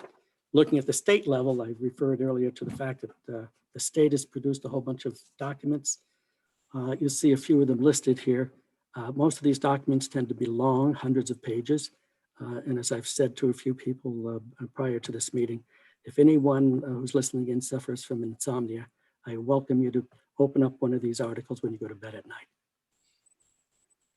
On the town level, we have the Medfield Energy Committee, MEC. It's a town committee of volunteers only, many with technical expertise, very powerful assets that we can leverage. That can contribute to addressing town energy issues. We're engaged now quite heavily, as I think many on this phone call are near and dear to, namely the engagement that we have with Dale Street School and how that is evolving over the course of time with energy considerations, and of course the Medfield State Hospital. With those resources outlined, part of what comes out of our plan needs to be public outreach. That's a strategic component of what output from this plan needs to represent. And I've mentioned the Medfield Environment Action Committee a couple of times already. They've contributed to the survey that I mentioned up front, and also to developing that inventory, the greenhouse gas inventory that we looked at just a few moments ago. But this committee holds forums and will certainly be strategic for public outreach, speaking to the state of technology as technology evolves in coming years. 10 years from now, technology that we will know then, there may be a lot that we can't even imagine or conceive of today. Technology is evolving tremendously rapidly and will have a tremendous impact on how we develop and evolve with our plan, not just develop, but evolve with our plan. MEA will be speaking to many subjects over the course of time and have already started to do so in forums. MEA will be speaking to electric vehicles, solar panels, heat pumps, insulation, all these tools, all these ways by which we can reduce our carbon footprint. MEA will speak to incentive offerings. The state has incentives. If you buy an all-electric vehicle now, $2,500 incentive reduction in your taxes from the state of Massachusetts. This committee will also speak to plan status as we go through time, updates that may need to be necessary to the plan, successes that we have over the course of time. So, and it doesn't necessarily have to be just the Medfield Environmental Action Committee. This group has been very active and wants to contribute these kinds of forums. If there are other entities in the town that have a similar interest, we'll certainly team up. Representation, by the way, of a couple of very pertinent forums that were held last summer are at the bottom of the screen. I certainly encourage you to, at some point in time, look at these forums that were held last summer. Powerful in the knowledge that it represents. Okay, just a couple of questions that have been raised to the committee related to this warrant article. Why does Medfield need a goal? Isn't the state already doing this? Well, I've kind of answered that already. This is part of the why, of the what, the why, the how. But the state is doing this already. Well, as I mentioned earlier, that's great. I'm delighted that the state has done it already. But we need to pull out, we need to cull out from all the documentation that the state has produced elements that are important to the town of Medfield. Again, our inventory of greenhouse gases is very limited. So it is clear where we need to focus our attention. How can these state documents help us to put together a plan with information that we can cull from a lot of state literature? So that's the one thing. Another thing is, again, I stress this as I stressed it early on, we need to do our part as others are doing their part to help combat climate change. We're all in this together. We all have to contribute together. This next question states, so the state has reduced greenhouse gas emissions by 25% from the 1990 baseline levels since 2008. Shouldn't this be a simple thing to build upon? Well, a little bit of background here. In 2008, Massachusetts Global Warming Solutions Act came into existence. It established a 25% goal for reduction in greenhouse gas emissions below the 1990 baseline by the year 2020. That has happened, interestingly enough, but it was achieved largely through state power generation sector of our economy. Well, this has gone largely unnoticed by the general public for good reason. It's hardly affected any one of us in any way that's meaningful. So it's gone largely unnoticed. However, as we look forward, the contributions need to begin to significantly involve our citizenry. We need to start looking into the options for how we entertain changing out a heating system in our house. We need to think more seriously about how we replace an old vehicle with a new vehicle. There are a multitude of ways that citizenry can now contribute to the process of bringing down greenhouse gas emissions. And it is our citizenry that needs to become engaged much more so than it has to this point. But, a final statistic or set of statistics that's represented in the bottom of the screen here. Medfielders are beginning to contribute, and we hope to see, a great burst of enthusiasm for installing solar installations. There are about 150 in town already. There may be more because these statistics are a couple of years old. We have 57 heat pumps in town, probably more now. Again, these statistics are a little bit old. 48 all-electric vehicles. These are the kinds of actions that we as citizens need to begin to think about taking. And this strategic plan, part of the plan that needs to be what comes out of this whole process is communication of the plan to town citizenry about the avenues that people can take, awareness of the problem. People may have heard about it, but they don't take it seriously, but serious awareness of the problem and actions we can take. This picture is a picture that shows the 25% reduction. On the top of the screen, you'll see that the greenhouse gas emissions in this state have gone down. Here we are at about 2021 right now. We have a long ways to go if you looked at the trajectory as we go towards 2050. Still a long way to go. So kind of in summary, we've spoken to the importance of a net zero goal by 2050, mirroring the state's goal. We have a need for a plan to help guide us to that goal. We have availability of a lot of resources to help us out as we develop this plan. And we need to have community outreach be a strategic part of what this plan represents. Here we see graphically where we've been. More importantly, we have to view where we need to go. We all need to be a part of this. And with all that said, Q&A.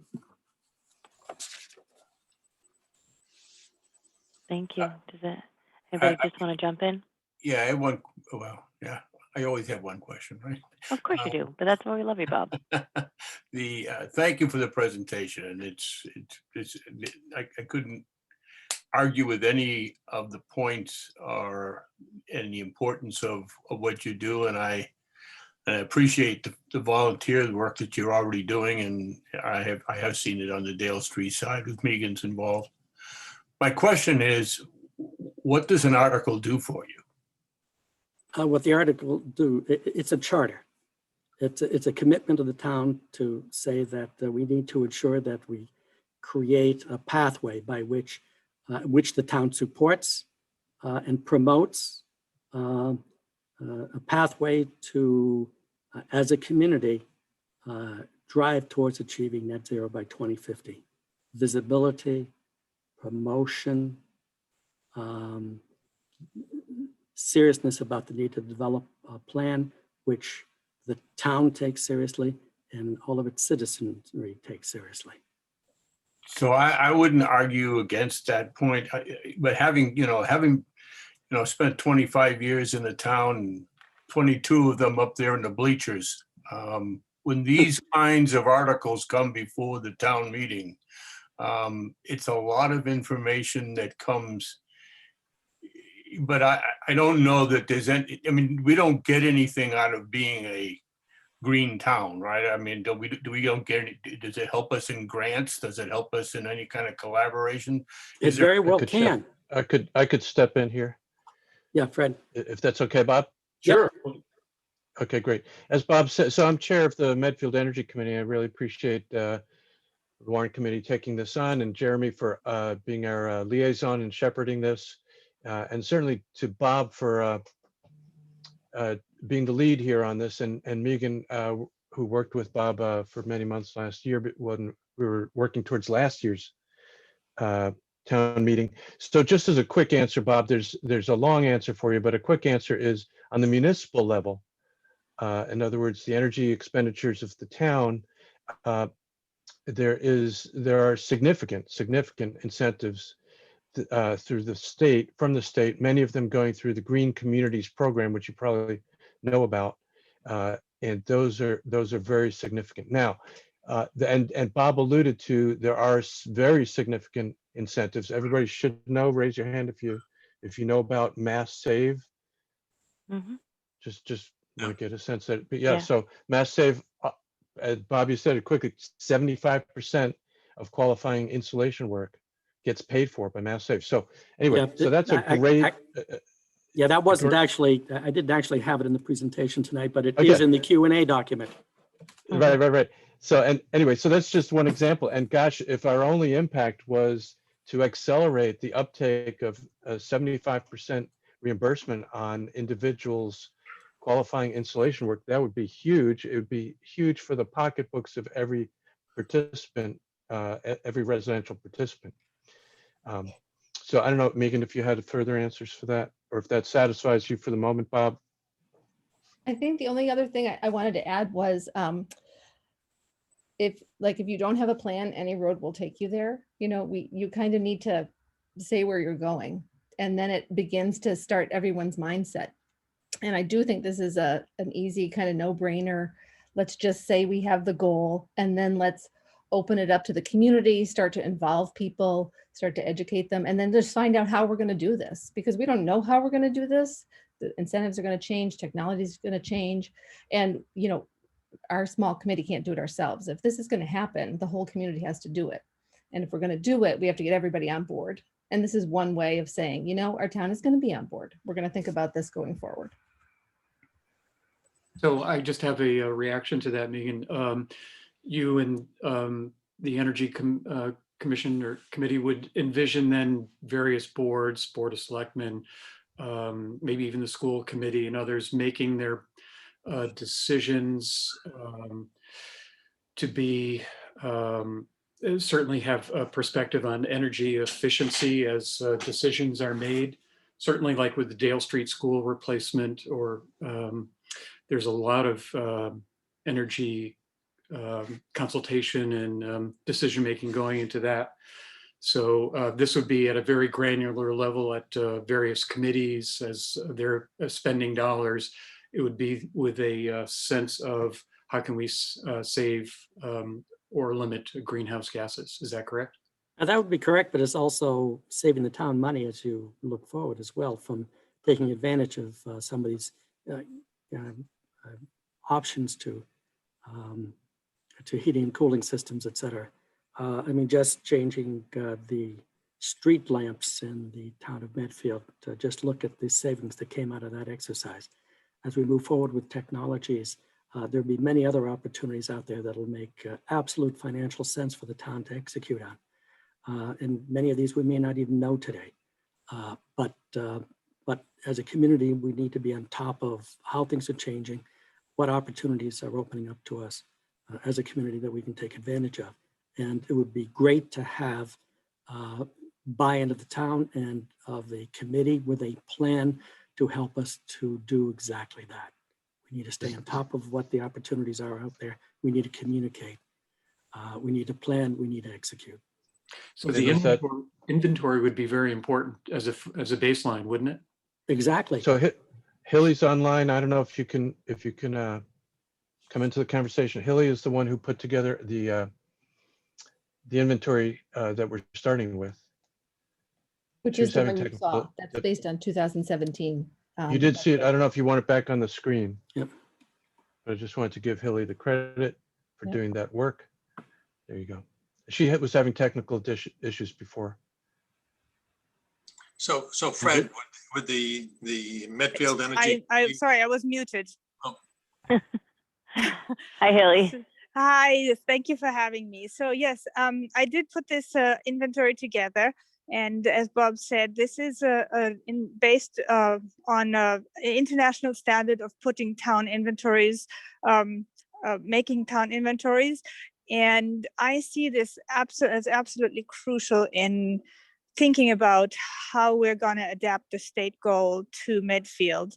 As you have said earlier, we're going to try and involve everybody who has a stake in making this happen, and sort of see how they think about this, how they want to achieve that. But the inventory gives us a very strong idea of what we need to do. And you can see on that graph that our main contributors are transportation, private cars, and residential heating and cooling. And those are actually if you do the right kind of outreach and educate people about the costs involved, it's a relatively easy thing to do for everybody personally to make that choice, because you're going to replace your car every, say 10 to 15 years, and or your heating as well. And we envision, actually the state envisions that over the next 30 years that we're looking at greenhouse gas reductions in the state, people will have various opportunities to make choices about what kind of heating, cooling, and transportation they have. And if as we go along and people see the benefits, I think these things are achievable, but we need the force of this goal behind us to really focus our minds and be able to do that outreach that we need to do.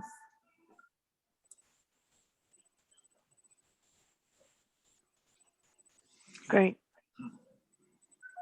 Ed, did you have a question? Well, I guess I assume it then becomes incumbent upon the Energy Committee to put together the first plan within a certain period of time, and then I guess report every other year or every year on the progress. I think that is the plan. I think it's an evolving plan also, as the needs change, the opportunities change, the incentives, the technology. Right. But yes, that is the idea, that we set goals, we try and figure out what we need to achieve every year, and the inventory is the baseline that we would work from, because it tells us what our emissions are and where we need to do the work. And I think somebody was saying it's a 2017 inventory. So that is actually the latest year that all this data, publicly available data, is available. And there's a bunch of towns in Massachusetts that are using the exact set of data. So we are in very good company. We can compare not only how Medfield is changing, but we can look at other towns and see what their baseline is and how they are changing their output. And further to responding to your question, Ed, I certainly would see the Medfield Energy Committee being a leader in the process of developing the plan and executing the plan. But the intent is to involve the community at large. Sure. I mean, this is not an in-house, one committee decides how should everyone contribute to eliminating greenhouse gas emissions. This is a community engagement, and part of the challenge we have and will have is outreach and engaging members of our community in the process of what we're working on. Thank you. We're not isolated and cannot be isolated. Any other questions? Does any of the committee want a refresher on the community choice aggregation, or have a question on that separate warrant article while we're here? I don't need a refresher, but if anybody else does, we could do it. Or does everyone else feel comfortable? Was that Bob, you feel comfortable, or Bob, I would like a refresher? You feel comfortable? You don't need a refresher. Okay. Okay, well then that's great. Then thank you all very much for coming. Well, Brooke, can you give us an idea of the process from here? Sure. I mean, I think we'll probably talk about it for a couple minutes. If people feel comfortable voting, we'll vote tonight. If not, we'll probably table it till next week, because I believe that we're shooting for a warrant hearing March 23rd. Is that still the case, Christine? That is still the case until tomorrow at 7 o'clock, and then I can give you a better update. Okay. So I would say that maybe we'll vote tonight. If we don't vote tonight, we will vote probably next week. Next week on the 8th, we'll probably try to get through as many articles as we can, because the week after on the 15th, we've set aside to have a long conversation about capital and water treatment plants and all things excessively expensive. This one's too. Remember this. Remember, there's no dollar tag. Well, that's what I was going to say. to So we're this. going to try to get through some of these no dollar tag items between what we have left tonight and next week. So that's our general process. Thank you, Sharon. All Thank right, you. you're very welcome. Much appreciated. Okay, thank Thank you, you. everyone. Thank you all very much. Thank you. Thank you all. Thank you. Okay. We have a whopping 4 minutes left until I turn into a pumpkin, unless people are really feeling like they want to stay later tonight. Does that really happen? We You're the might, boss. does that really It happen? might. It might. You kind of don't want to be here to find out. But I did want to give Christine and Nick a chance to give us an update on where they are and why we don't have a spreadsheet yet and when we might be able to see one. Sure. So we actually have some very good news in terms of our health insurance number that's come in. We've also been able to increase our local receipts based on positive news in our current conditions, as well as an eye towards moving and reopening the state. We believe we're going to see an increase in our local receipts in fiscal year 22. I can tell you that the Capital Budget Committee voted on Friday to recommend using $750,000 from free cash to create the new capital stabilization fund. So given all of that, we've updated our budget spreadsheet, and I'll be presenting that to the Board of Selectmen tomorrow night. And once I present it to them and discuss, make sure they're okay with the assumptions that are in it, I will be presenting that final budget worksheet to you next Monday. I will tell you that given both the health insurance and our increase to local receipts and taking the $750,000 in free cash for the capital budget, we have our deficit down to around $400,000. You're kidding. Oh, that's Can we great. get a woo woo? I know, that's great. 400,000. Well, let's not get crazy. The selectmen tomorrow night could say, no to what we've done. So that's why I would like just an opportunity to present it to them tomorrow evening. And then I'll be back on Monday to give you an update of where they go after So does that. that mean the free cash is down around 2.5 million now?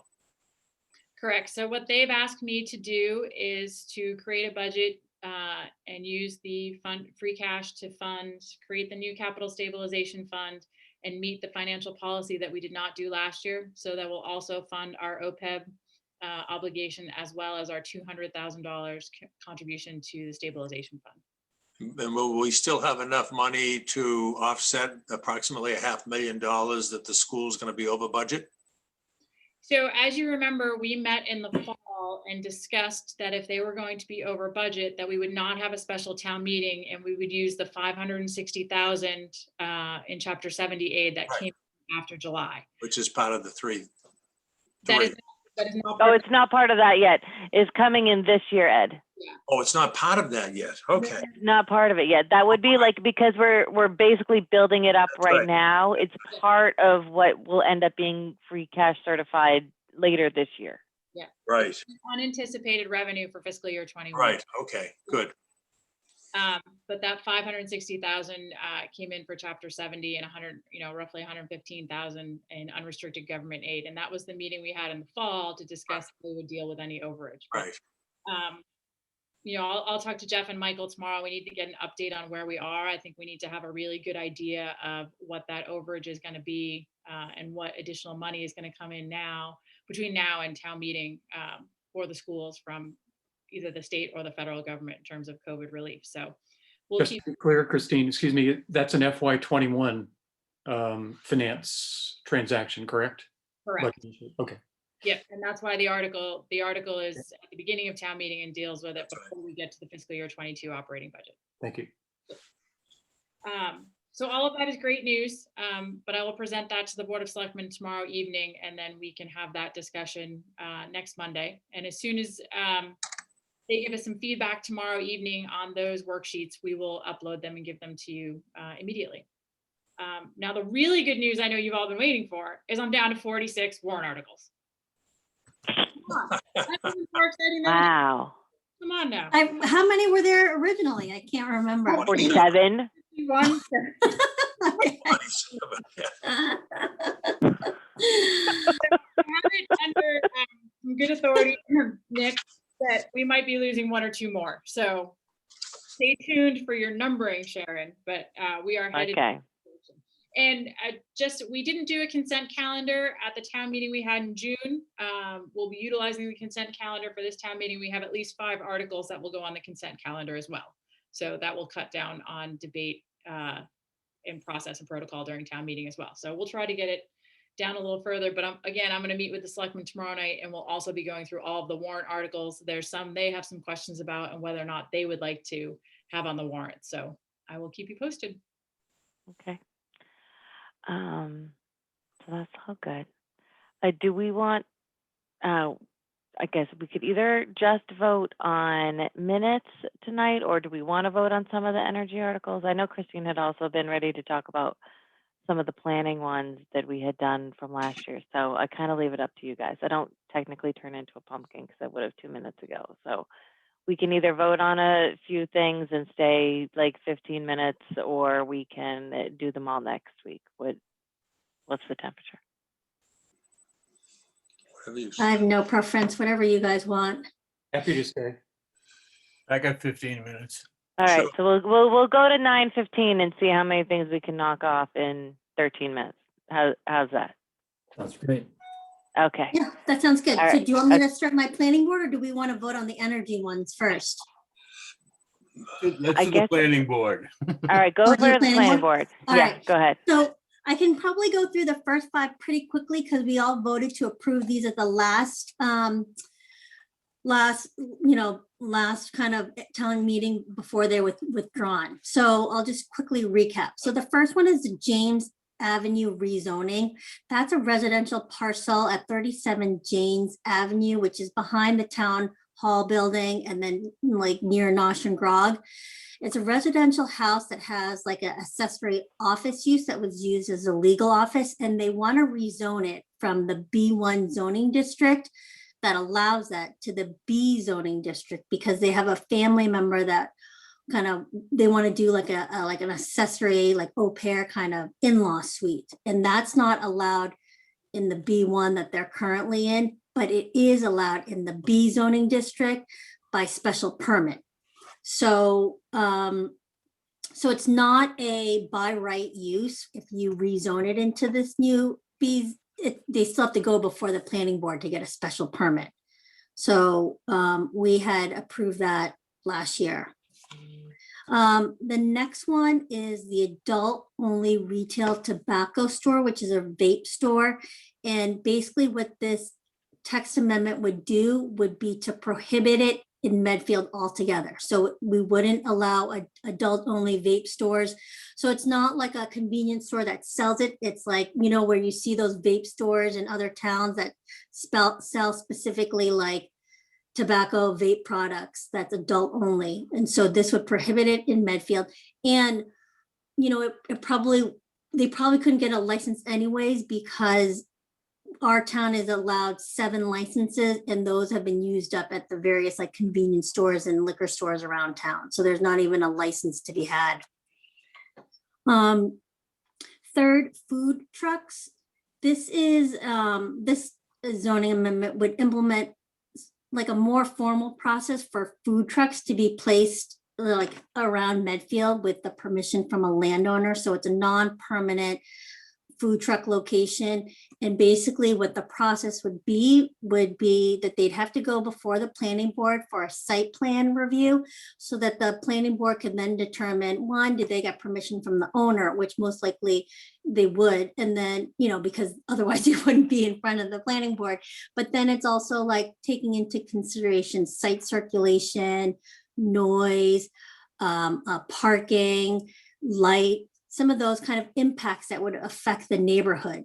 So we have certain food trucks right now behind Zealous, like the Republic at Park Street Books. We have the hot dog guy at Will's Hardware. So it would just be, you know, they would still continue to stay. So it doesn't affect anything right now. It's just moving forward if other food trucks wanted to come in. And I think there's like a lobster guy that comes in. I think he's either at Lovell's or at Pinkley Pond. I think sometimes he's there. It doesn't affect any like of the municipal kind of parks, or like if you wanted to have a block party and have like a food truck come in to cater a party or anything like that. Does anyone have any questions with the last three that I just talked about? I don't. No? Okay. The next one is with respect to decks, porches, or porticos, or any sort of similar kind of structures like that that could be located in the front of the house or the rear of the house. And basically what this text amendment is allowing like a homeowner to do is that if they wanted to put a deck off the back of their house, but the rear setback is 40 feet, this bylaw amendment would allow them to kind of give them relief by 6 feet so that they wouldn't have to abide by the 40-foot rear setback, but it could be within 34 feet. So it gives them a little bit of relief that they would still have to go and get a special permit. So it's not by right, it's still discretionary by the planning board. But so it just kind of allows a homeowner to put that deck on or put a portico on or a farmer's porch or whatever that might otherwise not be allowed, or they'd have to apply for a variance. And a variance before the ZBA is like a statutory, they have statutory requirements that are generally very hard to meet because you have to demonstrate a hardship. And so it's sometimes, if you want to put a deck on, what's really your hardship for putting a deck on the back of your house? It's very hard. It's like a high threshold to meet. So this gives them relief. It's discretionary special permit by the planning board. And then the fifth one that we approved last year were accessory structures. So this text amendment is really just to become more in line with the Mass State Building Code that has that you don't need to get a building permit for a structure that's 200 square feet or less. So right now our bylaws have it that if it's 10 by 15, then they don't need if it's 10 feet by 15 feet then or less, then they don't need to get a building permit. And that's kind of like, instead of like 10 by 15, which is very specific, it's just now conformed with the building code, which makes it 200 square feet. And then it could be any dimension that you want. It doesn't have to be like a 10 by 15 square foot shed. It could be just anything under 200 square feet. So those were the five articles that we had approved last year. Does anyone have any questions? Oh, those I don't. So do we want to vote on these again before I move on to the ones that are new, or how would you like to? Yeah, we could do handle- that. We could do that. Yeah, do you want to just make a motion about these ones? Motion Yeah. to approve the five, Oh, I love Bob. the five articles proposed in the last. Which I think on last week's list were 33 through 37. Listen, do you want me to read the whole titles? I think we get it. Oh, we I did. second. Okay. All right. Ed? approved. Okay. Christine? Approve. Newton? Approve. Bob? Yes. Jeremy? Yes. And I vote yes. All right. Okay, That's great. five. Yay. So that was Okay. what, 5 minutes? So I've There we go. All more right, keep going. minutes. Yeah. All right. The next one is our solar bylaw. So we currently have a solar bylaw in place, like solar panels. This is actually it goes in line with the Energy Commission regarding net zero. So what this text is looking to do is increase it, because right now our bylaw only has it for large projects. And the bylaw is being revised to include small and medium-sized projects, and also to allow like solar canopies in like municipal areas, like the high school and the middle school parking lots, and the Shaw's parking lot, and then all rooftop solar panels anywhere, like residential or any buildings, would be a by right use. So you could automatically put that on without having to get like a special permit. And then so then some of the expanded uses are, like I said, to include small and medium-sized ground-mounted solar energy systems. So like that would be, and I'm not sure if it's like the ground-mounted by the old, like where the old transfer station that was capped off. I know that there was discussion to put some ground-mounted solars there. I don't know if that would be considered like a large product or a medium-sized project. I think it's based upon like the output of energy, but it's just kind of being more expansive to allow solar in our town. And then, you know, if we vote yes on the net zero, I think that that's a great kind of furtherance of that kind of initiative. So, you know, I think it's very positive. Does anyone have any questions on that? So Christine, this is the first time in our bylaws that we have anything with regard to solar installations. Is that correct? This is really expensive and very technical. Yeah, so we have a bylaw provision for solar, but it's really for large scale projects. Okay. So this amendment would then include small and medium-sized projects and solar canopies in parking lots and kind of like bigger areas. Maybe you could probably even put a solar canopy by Metacomet, like the Metacomet parking lot, definitely the Shaw's parking lot, the high school and the middle school parking lots. I think one is being thought about, or maybe it's even further along than that, for the Kingsbury parking lot. Yep, that's another good site as well. And how does this apply to residential? So residential, like if you wanted to put a solar canopy on yours, it would be a by right use. So you could just put it on without having to go before any board to get approval. You have to get your neighbor's approval though, right? Well, I think actually residential now might be by, I don't know. I didn't look to see if it was by right, but it would be a by right use. So, I mean, I'm a novice in this thing. So if I wanted to do solar, I could put it in my front lawn. You can put it on your roof. I don't know if it would allow to do it on your lawn. You know, I'm just thinking, could someone stand up and object to this on the grounds? This is gonna, you start allowing all the residents to start putting solar panels anywhere. It's one thing on a roof, everyone's used to that. Yeah. Does this mean that someone could just put it in their big backyard or in their, anywhere? Yeah, you know what, that is a good question, Ed, and I can look at the bylaw a little more carefully to see if it allowed. I don't think so, but let me find the exact language that says that and what would need to be do if someone wanted to do like some sort of ground mounted solar. You know, but I agree with you that that shouldn't be allowed. Yeah, it shouldn't be. Yeah. Christine, why is it an overlay district, or that term or that phrase attached to this? Well, it's considered an overlay district because it's allowed in certain areas. So like by the old dump, by Shaw's, in certain areas where you can put those solar panels in. Okay, thank you. Right, so it sounds like maybe we shouldn't vote on this one until we get Ed's. Yeah, answer. and I'll find that answer to Ed's Okay. question. All right. Did you have others you wanted to do? Yeah, I wanted to do, so this one is, so the planning board is requesting $20,000 for a zoning diagnostic.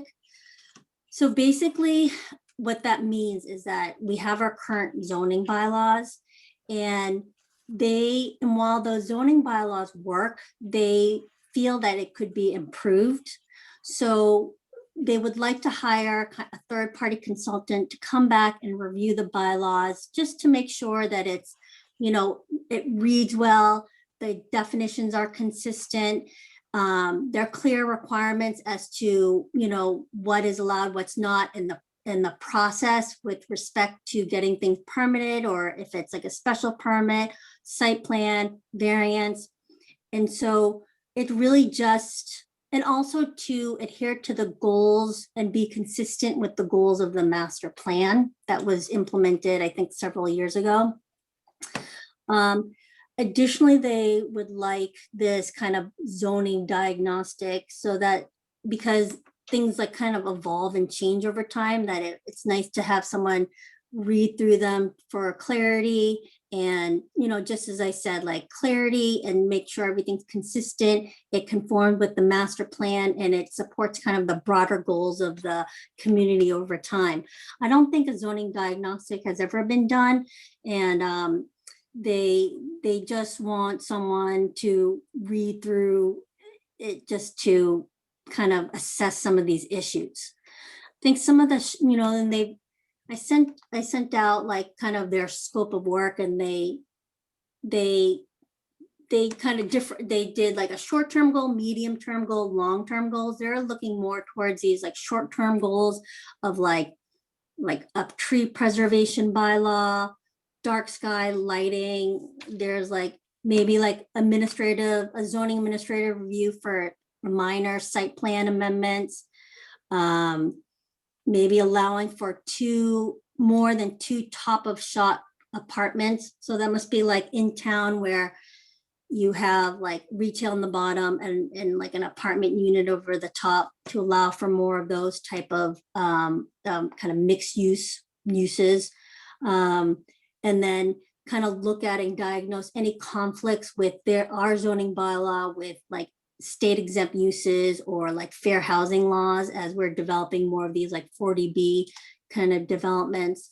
So that was their request. I did tell Sarah that, you know, our budget is really tight this year, and that this probably wouldn't be a high priority, you know, to get approval because of other, you know, kind of more pressing things.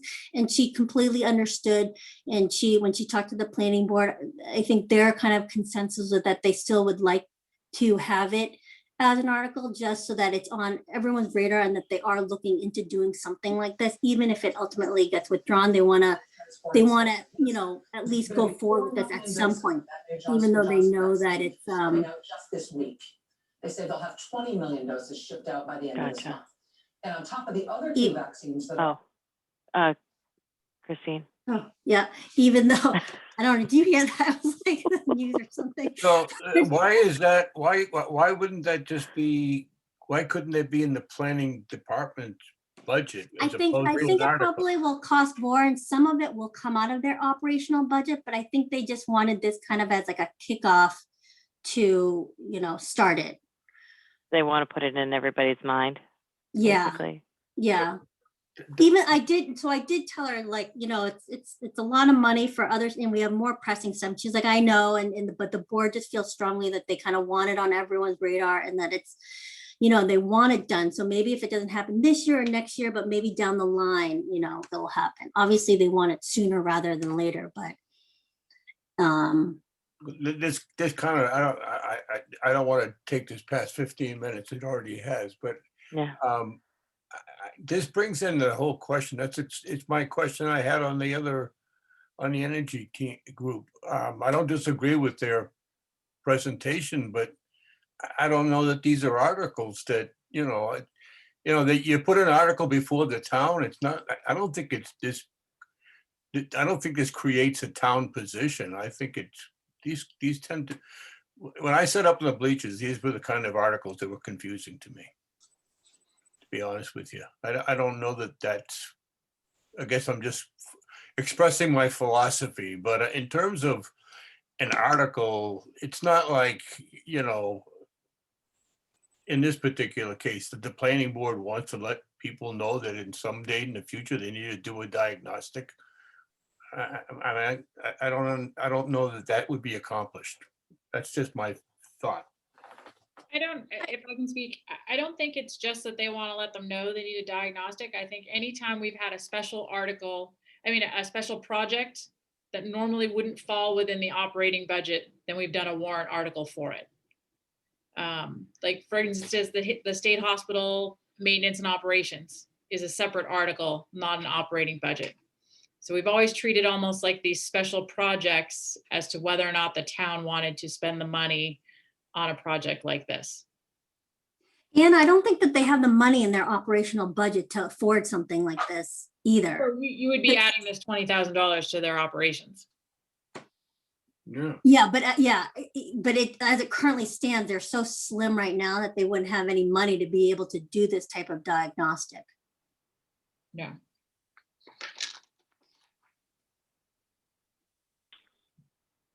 Is this something people feel comfortable voting on now, or do you want to put a pin in it until next week? And if there are any questions, I can go back to Sarah or have Sarah come the next time, or have some people from the planning board come to talk about it. Have we seen the planning board ZBA budget yet? Yeah. Yeah, we That did. was a couple weeks ago. Yeah. 20,000 would be like a 792%. Oh, it's not that bad. Yeah, Sarah proposes budget is really lean. Yeah, I think one of the other things also, when you think about this, is they're asking for the 20,000 to do this zoning diagnostic, knowing that once they identify things that need to be changed, there are additional costs that could come from doing that diagnostic. So I think it's almost a step process. We can do whatever the chairperson says, but I'm not inclined to vote to add to the make the $400,000 deficit, $420,000 deficit this week. Oh, when I said, do we want to vote? I wasn't requesting that everyone vote in favor. I just wanted to know if we were ready to vote. I'm inclined to agree with you, Bob. I'm just saying, that would be, I would, if you continue the conversation is fine with me, but as I said, this is not the year to do things we think we should be doing at some point. Yeah. Yeah, and I would agree with that too. And that's, I think that it's necessary for them to do this, but I don't think this year is probably the right year to do it. Okay. Sounds like we should put a pin in it till another time. That's fine. We can put a pin in it. Why don't we put a pin in it? All right. I said 15 minutes and we're at 22 minutes. All right. Can we take a stance on the energy? Do you part? want to do, let's swing back over to your energy ones, Jeremy, for a minute. Okay, go ahead. Well, let's see. I don't know if we need to speak much about the one we already voted on last year, again, that nobody had any questions on. So I don't know if we want to do that one first. Sure. Okay. I move that we approve the community choice aggregation as printed or as provided. Second. Okay. All right, Ed? Yes. Christine? Yes. Newton? Yes. Bob? Yes. And Jeremy? Yes. And I'm a yes. So there's that one. And then we've got the climate goals one. Does anybody have any questions or thoughts about that? I mean, I'm all for climate change. I'm a little bit afraid that it's going to come up with a whole bunch of things that are going to cost money, even though it doesn't cost money. But that's just me. Because I feel like everything initially doesn't cost money and then it costs money. Kind of like the rail trail. But it's going to net up, right? Yeah, and I think the benefits that come from individuals, I mean, they go to individuals, which is fine. I don't see the benefit or I think what the Energy Committee does is really valuable. And I think it's a communication and it's, pushing the agenda. I don't see that a warrant really contributes to that. And I think that given that we have a lot of warrants, that this would be time consumed in the meeting without a benefit. So that's just my. Yeah, I was thinking that if they were going to present anything, it would have to be distilled to 1 or 2 slides and be done within 2 minutes, because I don't think the town's going to want to sit through a 20-minute presentation on something like that, because everyone is theoretically for it. Yeah, and I think they plan on that. The Q&As that they've developed And the public forums that they've conducted and the survey, actually the survey results show a high degree of support for this. Right. So, yeah, I think, they. Yeah, should I be able to, was gonna say, I don't have any issues with it in theory. I mean, it basically mirrors what the state's already done. Right. Where we're basically just saying we support what the state's already doing. And am I reading that wrong, or?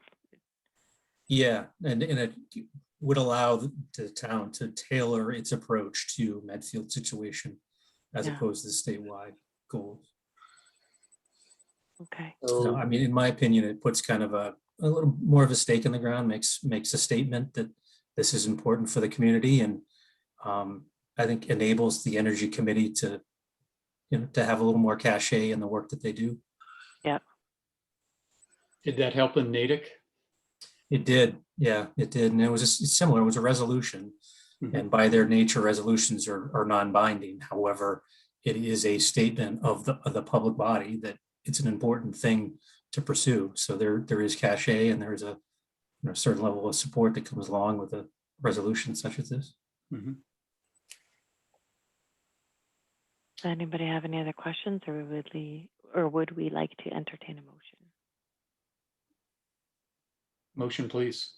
Okay, go for it, Jeremy. Do you have a motion? Sure. Well, I'll move favorable action for approval of the Medfield Net Zero Goal Warrant article as provided. Okay, is there- Second. all right. Okay, Ed. Yes. Christine. Yes. Newton. Yes. Bob. Yes. Jeremy. Yes. And I am also a yes, so that's good. Christine, were you going to have issue coming next week? I can't remember. Christine Barton. Oh, wait, I'm sorry. Oh, no, because I know you were prepared on a couple more, and I wasn't positive if we were trying to get through yours tonight, just to get through them tonight, or if you couldn't come next week. No, next week is fine. The only one that I had left on the list was the historic, the Peak House and the Clark Tavern Historic District, but it might be moot anyways because they just approved like five like residential units Oh, there. I saw and that, then, yeah. And then the Historical Commission just approved the demolition, like issued the demolition permit. So maybe maybe we'll Christine, put T, a pin do on you that. Is think that one of the ones that might be making our numbers lower, Christine? Maybe. Maybe. Okay, so we'll put a pin in that one. Going forward, actually Sarah and Mike Taylor were drafting it today. It's going to go forward, but they won't be able to have their public hearing until probably mid-April. So it may be something that's withdrawn at town meeting, but at this point they would still like to continue it and at least try to get it to town meeting. Gotcha. Okay. So then, in the interest of keeping a streak going, does anyone have any questions on Newton's minutes? We could end there.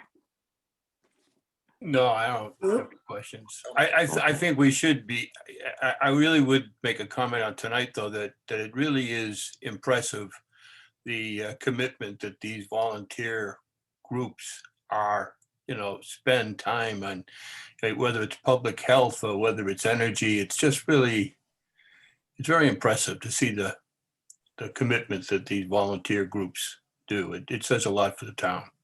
Don't leave out the warrant committee, Bob. What's that? Don't leave out the warrant committee. Pat yourself on the back. That's right. That's right. Not by comparison, I'll tell you. They do great work. I agree. Does anyone have a motion about Newton's one? I move that the minutes of the 22nd, is that right? I should have had it in front of me, but they. Yeah. The last meeting, the minutes of the last meeting. Second. There's a second. Okay. Ed. Yes. Approved. Christine. Yes. Newton. Yes. Bob. Yes. Jeremy. Yes. And myself is also a yes. So Question. that's good. Was Amanda a part of the group at the beginning, or I saw? So Amanda was on at the beginning. She had a conflict halfway through. I think she dropped off during the energy I'm sure Amanda, maybe the board house piece, but Amanda said, let Newton know I checked out at 7:31 to go to my other call.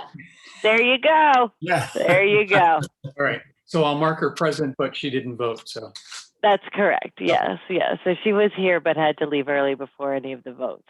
So the Okay. votes will be before that. So thank you very much, everyone. I feel like we actually got a lot done tonight and we only went 30 minutes over. So I consider that a win. So we definitely, I think we can revisit a bunch of other articles next week. So if we can get through the rest of the articles that we still have after Christine, that would be fabulous. So let me know if you're going to have issues, and we'll probably just try to go down the list and see what we can do. Okay. thank you. Thanks, guys. Thank you, guys. Good Have a night. good week. All right. Good night. Night.